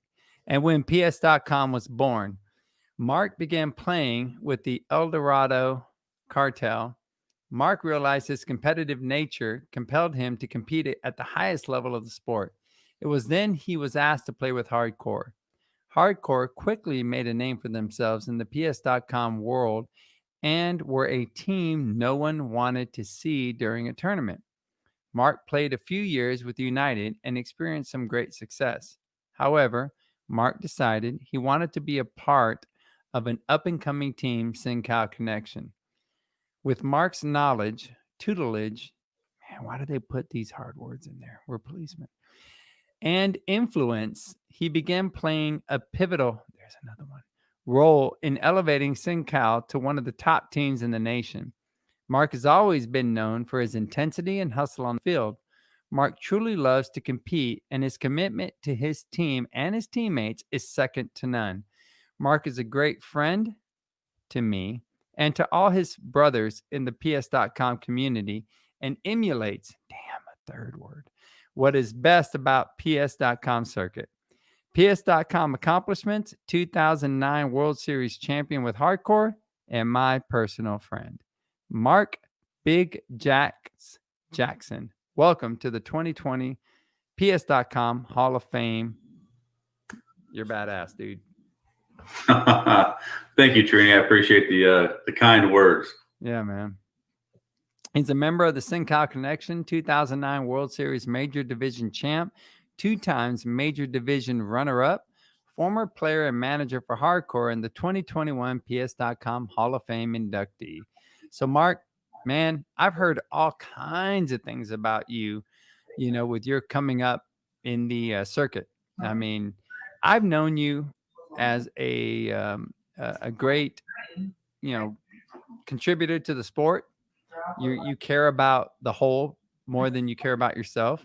And when we've hung out, because we've had the opportunity to hang out in Vegas, man, you and Nick and your family have been nothing but just super courteous and just a great ambassador for the sport. So I'm really happy to hear that, you were inducted this year. Well, thank you very much. Thank you. I greatly appreciate it. It is truly an honor to be inducted. I've been playing the game for a long time. So it is truly a great honor. When did you start, man? I started playing in the California Department of Corrections. They used to have a thing called a CDC game. So all the prisons would play against each other. And that was in 1997. I started my career in corrections in 96. So I've been playing law enforcement softball since 1997.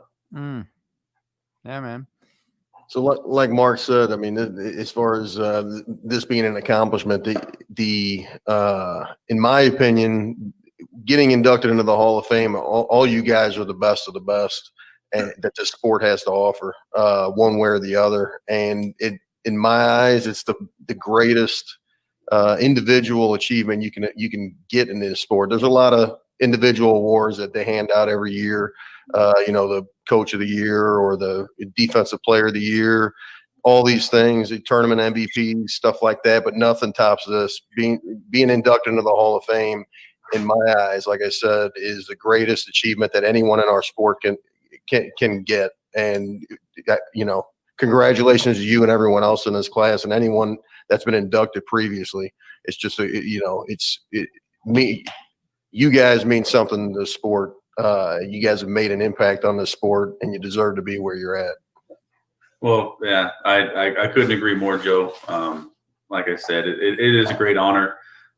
In order to be inducted, obviously you have to have, the skill to compete at the high level for a long period of time. And you also have to have the respect of the people you played against and with over the years. So it is truly, truly, like you said, the best honor anyone could ever have, even though we're winning a world championship. Mm-hmm. I think that's the thing that separates people who maybe come into the sport for like personal accolades. I find it more when people come from civilian ball that have never experienced police ball, and it's kind of like been you've always been asked to play on a team because your home run ability or your defensive ability. But when you come to a law enforcement team, it's about team, not individual. And sometimes it takes a little bit of an adjustment for dudes to get it. And maybe they're just hired on as a law enforcement officer, corrections, whatever. Right. And but when you can put the greater good of the whole over the individual accolades, I believe that that's the type of person that should be in the Hall of Fame. And that's what you are. I appreciate it. And yeah, there's definitely a transitional period when you get these guys coming from the civilian ball over to the law enforcement ball. Just their mentality, the way they look at things is a little bit different at first. And then they kind of gradually fall in line with everyone else's, ideals of what our circuit and our sport is supposed to be about. Yeah. And I'll tell you what, I saw a documentary not too long ago about you guys in corrections. And man, I'll tell you what, you guys got a tough job, man. You guys got some serious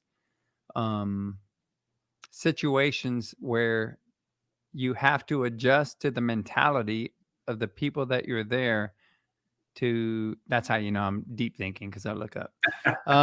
You have to adjust to the personalities of the people that are there to work with, whether they're prisoners, you know, whatever, but yet still keep a mentality of what you're there to do. And it's a balance, man, and it's tough. And I don't think a lot of people are aware of what you guys do in corrections for us and for the people who are there. I mean, regardless of they're, you know, convicted of a crime, in the end, you know, they have rights, they need protection, and you guys have an unbelievable job of being in a confined space with people who sometimes have nothing to lose, and you still have to earn their respect while still being a law enforcement representative. I don't know how else to put it, but I just give you guys a lot of credit. I don't know if I could do your job. Well, I think that goes for all law enforcement, to be honest with you. I mean, you're all products of your environment, but you always have to maintain that professionalism, right? And your core values, no matter what situation you're put in, and no matter who you're working around and with. So I think that just goes along just being law enforcement, all in general. And funny story, when PS.com first started, a lot of the East Coast guys had an issue with corrections being recognized as law enforcement. I heard about that. Dennis Leonard, Jack 612 on the board, was a very vocal person about us not being allowed to play in certain tournaments because they weren't considered law enforcement over in Florida. And over the years, as he got to know us and compete against us, he went from talking against us to understanding the training and everything that California corrections, parole agents go through and work hand in hand with local law enforcement. And now he's a huge supporter, you know, and then Dennis and I have become very good friends over the years. So it's been a battle from the start of PS.com times to get recognized as law enforcement, you know, nationwide. Yeah, well, I'm glad you are. And to include our conference, you know, we're going to add that to it. We try to go with like a first responder type mentality, but in the end, you guys are first responders also. So, you know, corrections, I'll make this very clear, and we're going to work it into our website. You know, the corrections and other agencies also who hold that line, if you will. You know, they hold the line. They belong at this conference. So, you know, Mark has asked me, and when you asked me, Mark, I felt bad because you are considered first responders, and we need to make that, you know, distinction on our website and in our advertisement. So anyway, Mark is the guy that made that shit happen. So, so I'll tell you what we're going to do is we're going to bring on our, well, first and foremost, congratulations, brother. Thank you very much. We're going to bring Nate on. Ah, look at that dude. He tried to make me feel good, and he kind of lowered himself. You on a step stool? Oh, dude, I'm telling you, I appreciate that, Mark. That's one of the first things I thought about when I met you. I was like, this dude's cool because he bent down for me. All right, so we're going to bring Nate and Sean back on, and we're going to have a little conversation. All right, you there, boys? Yes, sir. All right, man. Hey, so let me ask you this. We're going to get to it because we're at 1:37. I think it's worth it. You guys deserve it, along with the other inductees. We're going to try to limit this at 2 hours. So we're at 1 hour and 38 minutes. Here's what I'm going to do. I want to ask y'all some questions. First and foremost, why is it that being inducted into the Hall of Fame in the PS.com circuit, why is that important to you? What does that mean to you? Well, for me, on top of my peers, as Jeff mentioned earlier, my peers look at me as a key component to this team, and also people in the police softball community does. So that means a lot to me that not only my team recognizes, you know, things that I've done, that police softball itself is willing to acknowledge me for things they've seen, and you know that means a lot to me. I speak highly of Jeff. I love Dale. I love everybody in the police softball. So for people to see that means a lot to me. Mark? Yeah, about this. it all goes around the same thing. All three of us have been doing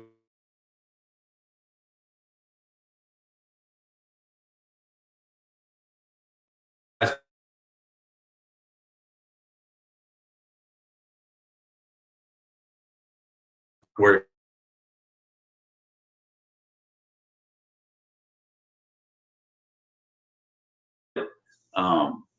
it is truly a great honor, and that's really all you can really say about it. I mean, it's the great honor to me, even like I said,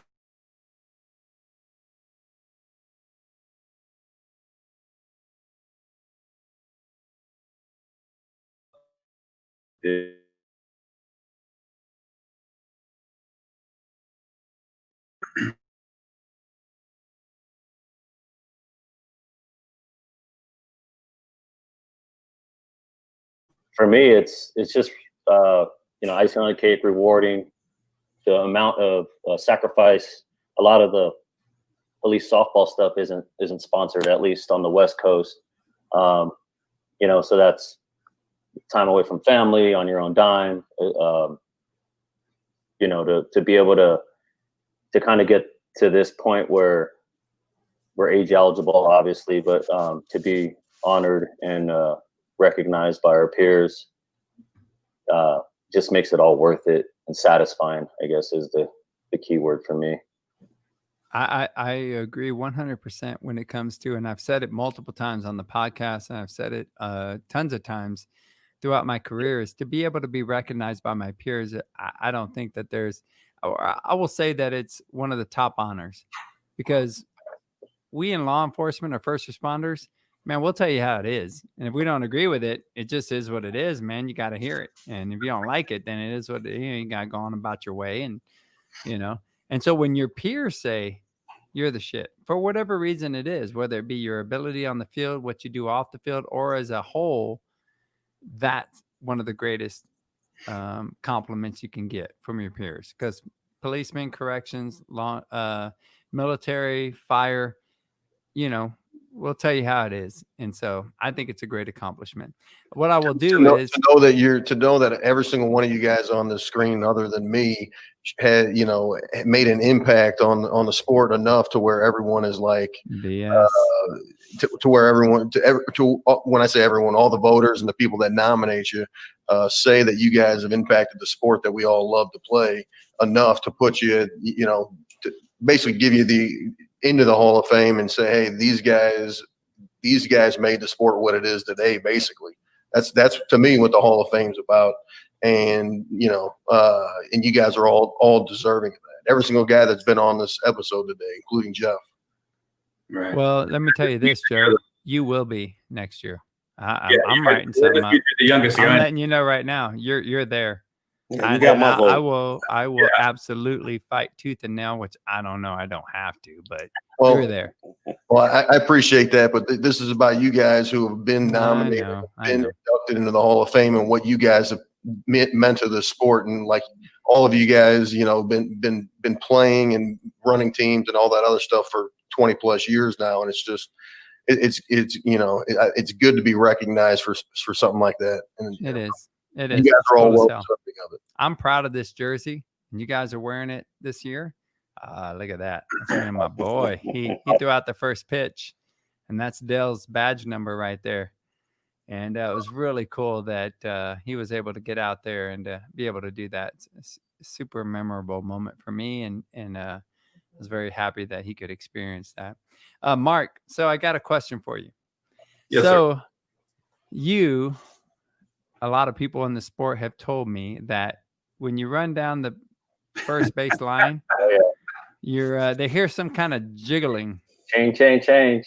And they say that Mark has a little kind of a superstition kind of thing going on. Tell us about it. Yeah. Honestly, baseball players are pretty superstitious, right?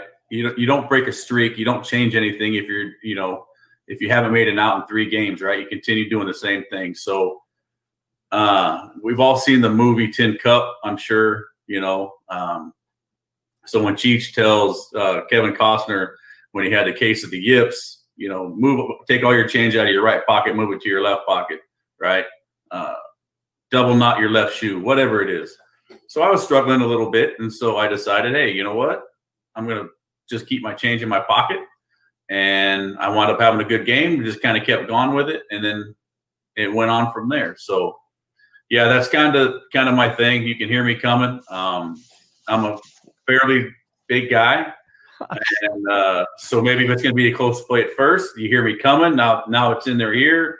They hear me coming. I'm getting closer. Maybe they take their eye off the ball. I don't know. Anything to give me an edge. I'm trying to win here. They say you carry several dollars worth of change in your back pocket every time you play. I've never heard of that. Absolutely not true. I have no idea how much is in my pocket. It's just whatever's in my pocket when I get to the ballpark. I just get out and put it in my bag. I'm just guessing that you don't need that change in your pocket for the first baseman to hear you coming down that line. Just a guess. I don't know. In my mind, it might help me out. I don't know. So here's the next thing I got. All right. So I'm going to remove a couple of people off. Hold on a second. Let's see. I'm going to remove him off. And I'm going to remove him.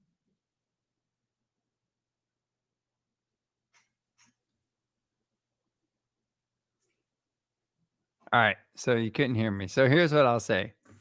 Sean was an accomplished wrestler. Sean, how tall are you and what do you weigh? Now I'm about 5'8", about 230. Mark, how tall are you and what do you weigh? I'm 6'3". I'm probably around 340 right now. Sean was an accomplished wrestler. Mark, I don't know if you've wrestled, but I think PS.com wants to see a benefit match for charity, Shields for Kids in particular. And I think you guys should put on your best costume. I think we're going to have a great intro. And I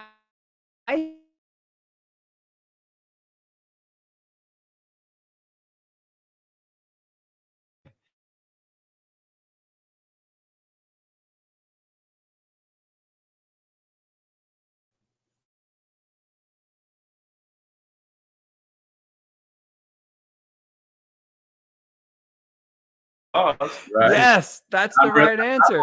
Do anything for charity, man. That's the right answer. Yes, absolutely. Yeah, I'll tell you what, man.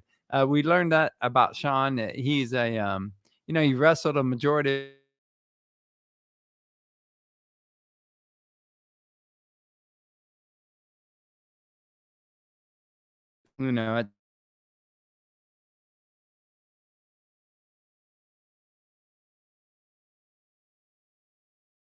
But I'll tell you what, man, I like that fact that you guys are, have accomplished backgrounds and that you're willing to, be vulnerable because both of you are.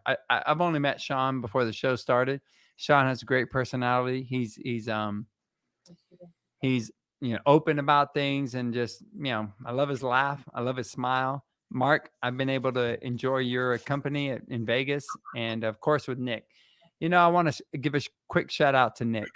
Nick went through some challenges in his life. And like we had our broadcast on the families, family edition of Police Softball, Nick needed our help and we were there for him. And I needed people's help and they were there for me.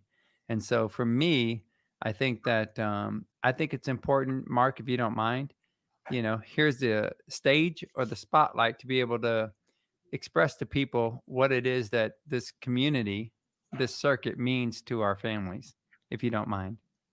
Oh, no. I mean, that's it. I really had no idea, for the years, I didn't really have anything other than softball with these guys. And then when my son got diagnosed with Hodgkin's lymphoma, it got put on the website and there was a huge outpour of support for me and my family and for Nick. Joe, I had never really met Joe before. And on the fund they'd set up for him, Joe was one of the first people to go on there and contribute. that touched me. That meant a lot to me. Here's someone that I may know his name and I know who he plays for, but I don't know him personally. And to be one of the first people to jump on there and contribute was, said a lot about Joe and everyone throughout our circuit. Always asking after the fact, hey, how's Nick doing? Even still today, hey, how's your son? How's your son? They may not know his name or anything like that, but they know something, and that means that they're thinking about it, right? They're taking the time to think about and ask you how your family's doing, and that's the kind of people that I want to associate with and be around. And Trini, there's no secret what you did for my son. When you reached out to me and asked him if you could send him a little care package, I had no idea it was in the care package. But Nick was in a dark place. His treatment wasn't going well. Nothing was working. Here's a kid that's supposed to be in his prime of his life, and he's struggling to stay alive. And the stuff that you had in that care package, the book that he read, got him out of his funk, turned his mentality around, got him fighting again, got him a more positive attitude.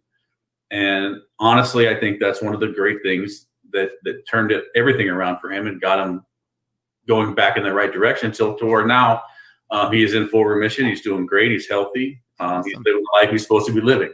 And that's a huge thing that our sport did for me and my family, and I'll never forget it.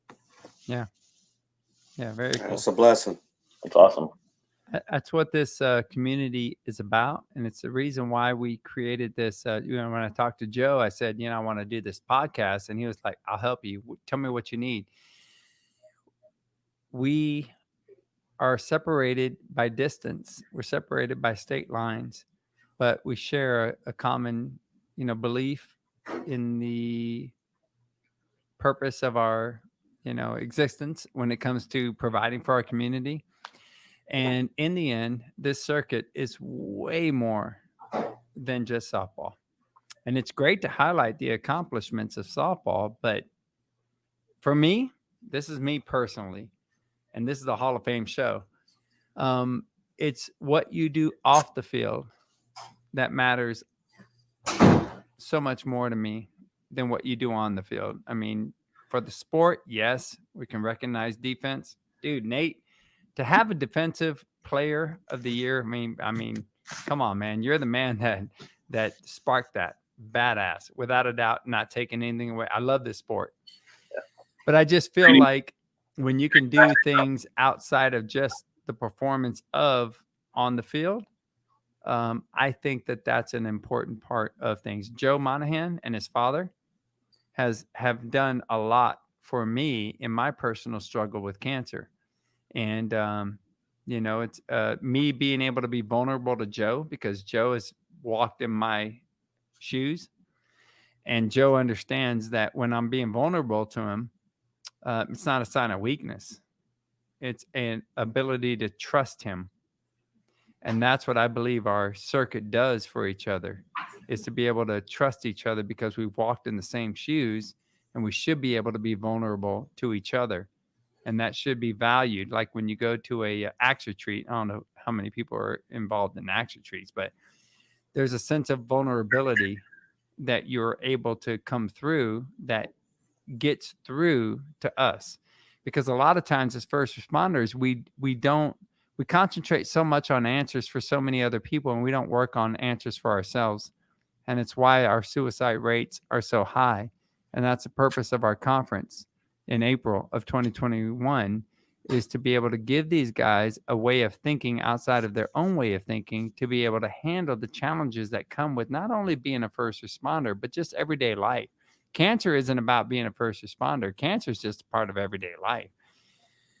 But if you don't have a way of thinking outside of your own way of thinking, sometimes you may think that it's over, and you don't want to do that. So anyway, that's kind of my deal. I didn't mean to get on my soapbox. No, I just piggyback. There's countless examples, at least over the course of my career, where people have stepped up and within the police softball community and have cared for each other or send each other messages.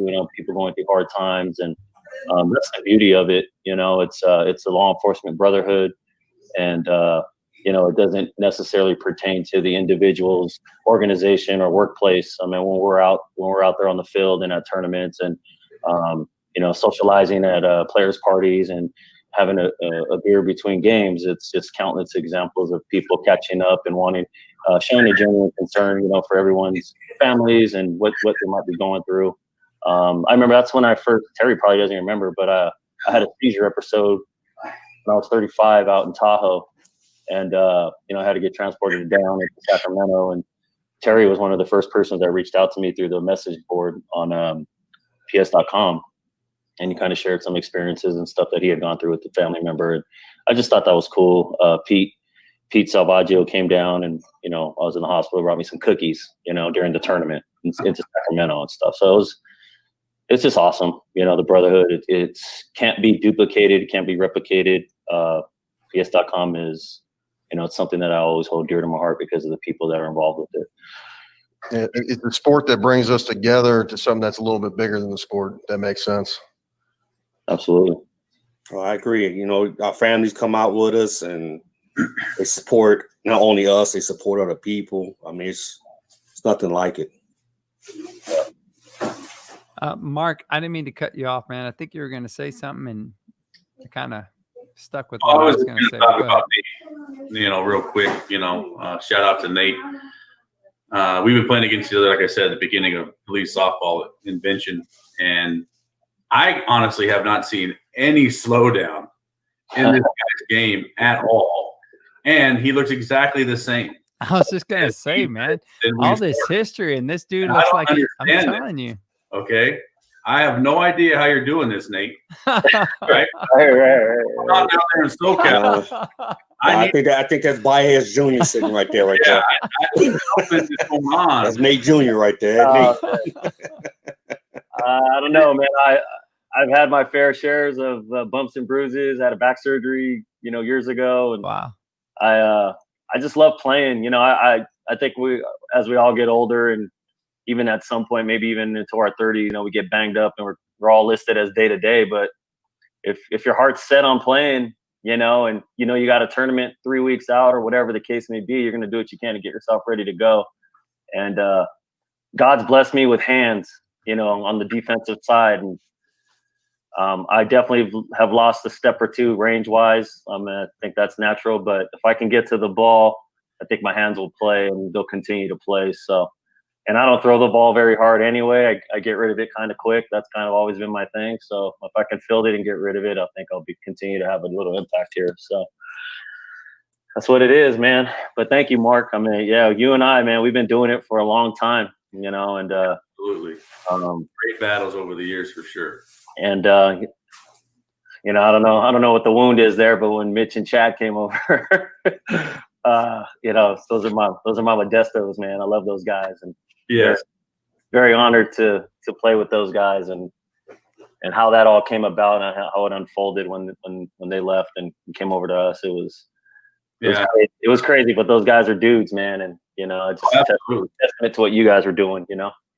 Yeah, absolutely. No, there's a reason why people that have played on the hardcore over the years is, we have those things that it's hardcore for life. No matter who you go on and play for, yeah, when you're part of the hardcore family, you're hardcore for life. And we were undecided on what we were doing with hardcore at the time.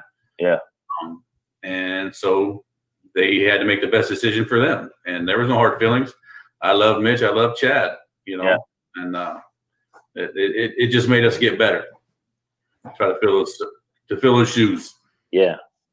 Those are my guys, man. Modestos. That's kind of my thing for them. I love those dudes.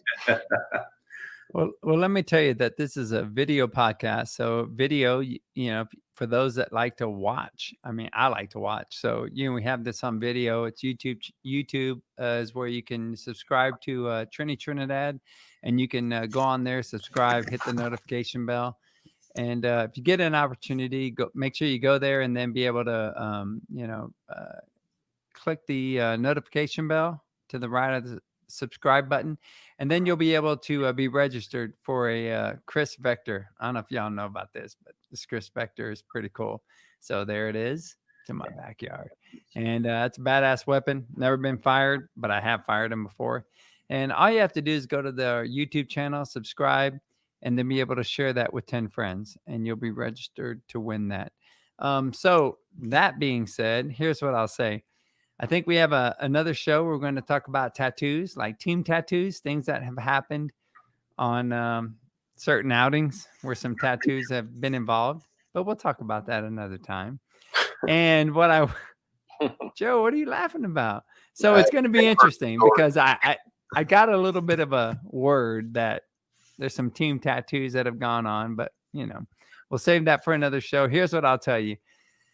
I want to thank you guys very much for being on the show, making the time to show up, and more importantly, to be able to represent our profession and our sport in the way that you have.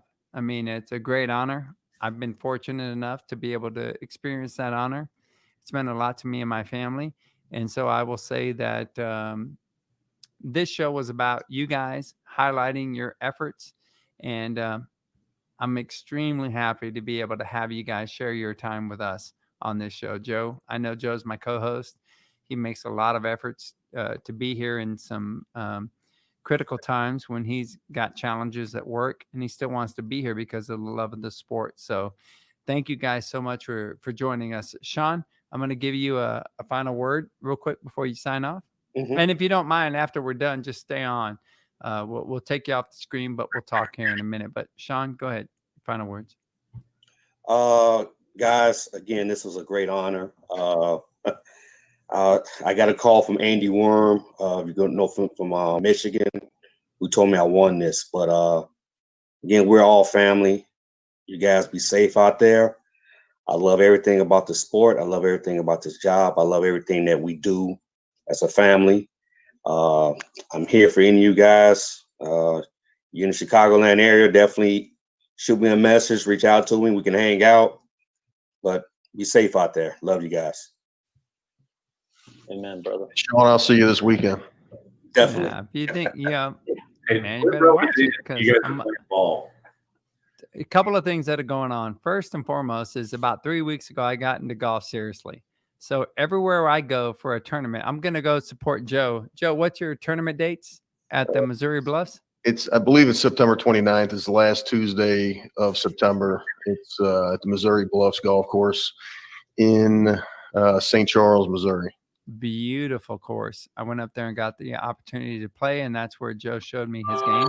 And so for me, my thing is I'm getting into golf. So what my goal is any tournament I go to, I'm going to promote that tournament, and then I'm going to say, hey man, where can we show up to play some golf? So if you're interested and you enjoy golf and you're able to make it, show up to the Missouri Lawman's golf tournament there. It's a great course, beautiful course. I played in some great courses, and I really like that one a lot. So make sure that you take that into consideration. So Sean, thank you so much for joining us, brother. Please, if you don't mind, hang out for a second, and we'll talk to you here shortly. Okay. Sean, right, man. congrats, man. Yeah, hey, man. thanks a lot. I'll see you this weekend, Joe. All right, man. And Mark, go ahead and give us your final words, man. Well, just to kind of piggyback on what Sean said. I mean, obviously, it's a great honor. The biggest honor, I think, in our sport that you can achieve is to be recognized by your peers, your teammates, and everybody else. So thank you to everyone that voted. Thank you, Ruben, obviously, first and foremost, for submitting my name. And everybody be safe, stay safe. And if you guys ever need anything, you let me know. I'm here for you. And thank you. All right. Congrats, Mark. Yeah, man. Thanks, Joe. Stick around, all right? Yes, sir. We're going to talk about hanging out later. All right, Mark. Congratulations, brother. Thank you. All right, man. And then we'll bring Nate on. So, Nate, final words, man. Hey, just congrats to the guys that were on with me today, Mark and Sean. Obviously, well deserved. Thank my bud David Bronny for nominating me and giving me the opportunity to get recognized as far as votes go.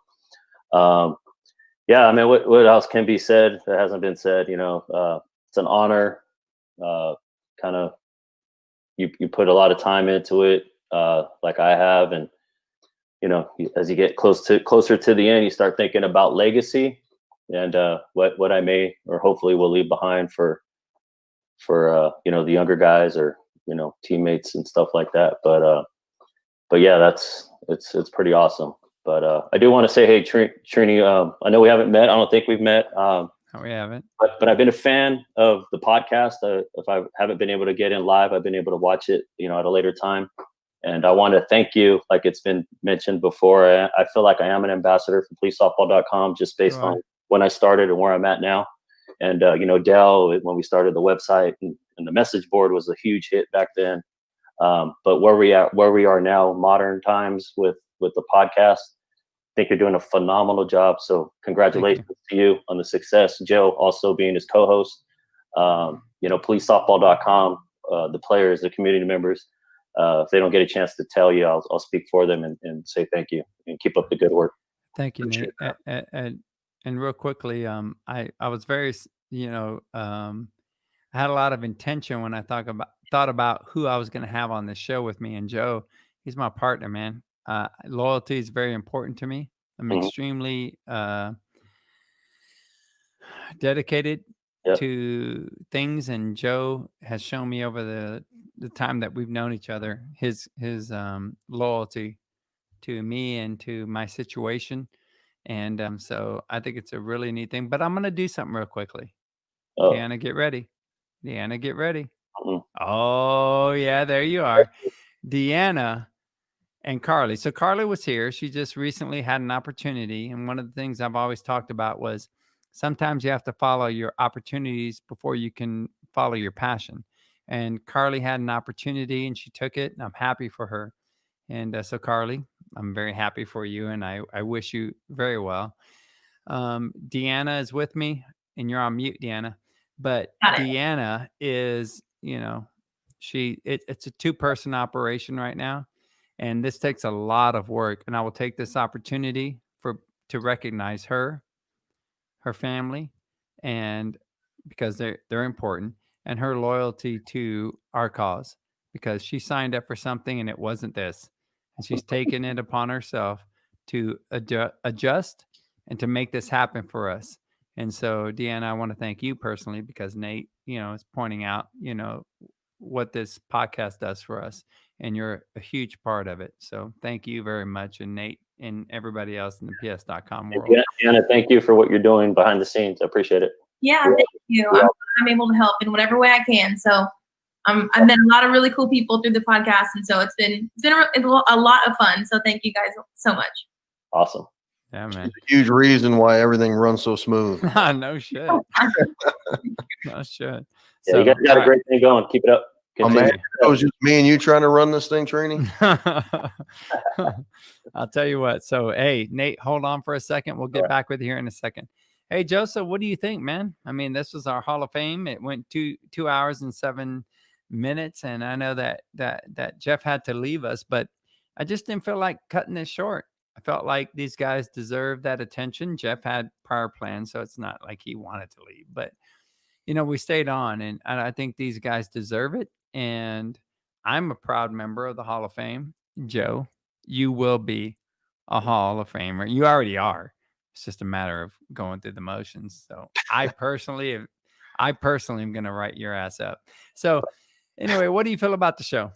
I thought it was a great show. Like you said, these guys are well deserving of the nomination and the inductions, and they've all had an impact on the sport that we all love and love to play, and we come together and it's cool to hear the stories, like when Jeff's talking about these guys, how some of these guys were inducted this go around in 2020, how they actually changed the sport over the years with their play. And it's I think that says a lot about the guys, not only about their athleticism and everything like that, and how good of an athlete they are, but what type of person they are. You see the caca swing and all the things like that. The caca swing. But it was a good show, and 2 hours is 2 hours, but they deserved it. So It is what it is. Yep. What's your hoodie about? My hoodie. This is a New York Mets hoodie. East Side, West Side, established 1962. That's when the Mets were when they first their first season, their first shitty. It was a terrible year. I went around that, but I know all about it. Well, I'll tell you what, man. I'm excited about your tournament. Please announce it one more time for all those golfers out there on PS.com. September 29th at Missouri Bluffs. It's a 9 a.m. tee time, shotgun start, and should be a good time. I'm going to be there working on my game. I intend to win something. I hope we have a raffle. There'll be everything's up in the air at this point as far as what exactly we're going to have there. There'll be some type of a gun raffle. We don't have the gun. Dude, that's all I need to hear, because it isn't going to be. I'm not going to win anything off my golf game. The exact prize or yeah. whatever. No, I'm not worried about that. As long as I have a chance to win something. Oh, because it isn't going to be in my golf game. About 90% of the people walk away with something, so I think it'll be all right. All right. Worst comes to worst, you're going to get a free meal. I'll buy you something nice. How about that? Dude, if I can just see one of your classic swings and misses, I'm good. It's worth the trip. COVID, no. See, here's the deal: is that I'm gonna bring my own my R9 driver. Oh hell! Long enough to where I don't got to bend over your clubs, and you'll see how my real swing is. I'm excited to see that. All right, man. Hold on for me. All right. We'll see you in a second. All right. Hey, I'll tell you what. Again, please make sure you make note of this conference, the International Keepers of the Peace First Responders Conference, happening April 12th through the 14th in 2021 at the Hyatt Regency in San Antonio. And here's what I'll tell you. I made this promise before, and what I'll tell you is that if you come to our conference and you don't walk out as a different person than you walked in, I will give you my money back. I guarantee I'll give you the money back that you spent on it. We will change lives, and the ultimate goal is to save some lives. We have a high suicide rate amongst first responders, and I think that along with the badass breakout sessions that we're going to have, the sessions that we're going to have on finance, on opening your own business, whether to go with opening your own business or a franchise business, so many different subject matters that are going to be so relevant for you as a first responder. I guarantee you're going to find the value in it, along with reconnecting, with people that maybe you haven't seen for a while. We're going to have our softball tournament afterwards. And so we're hoping to get teams that come in from our circuit, attend the conference, turn around, play the game that we love, and attend our biggest celebration in San Antonio. It's Fiesta San Antonio. So it's a great lineup of events that are taking place. So don't forget that International Keepers of the Peace First Responders Conference. So on that note, this is Trinidad. We're signing off. Just don't forget, I got your 6.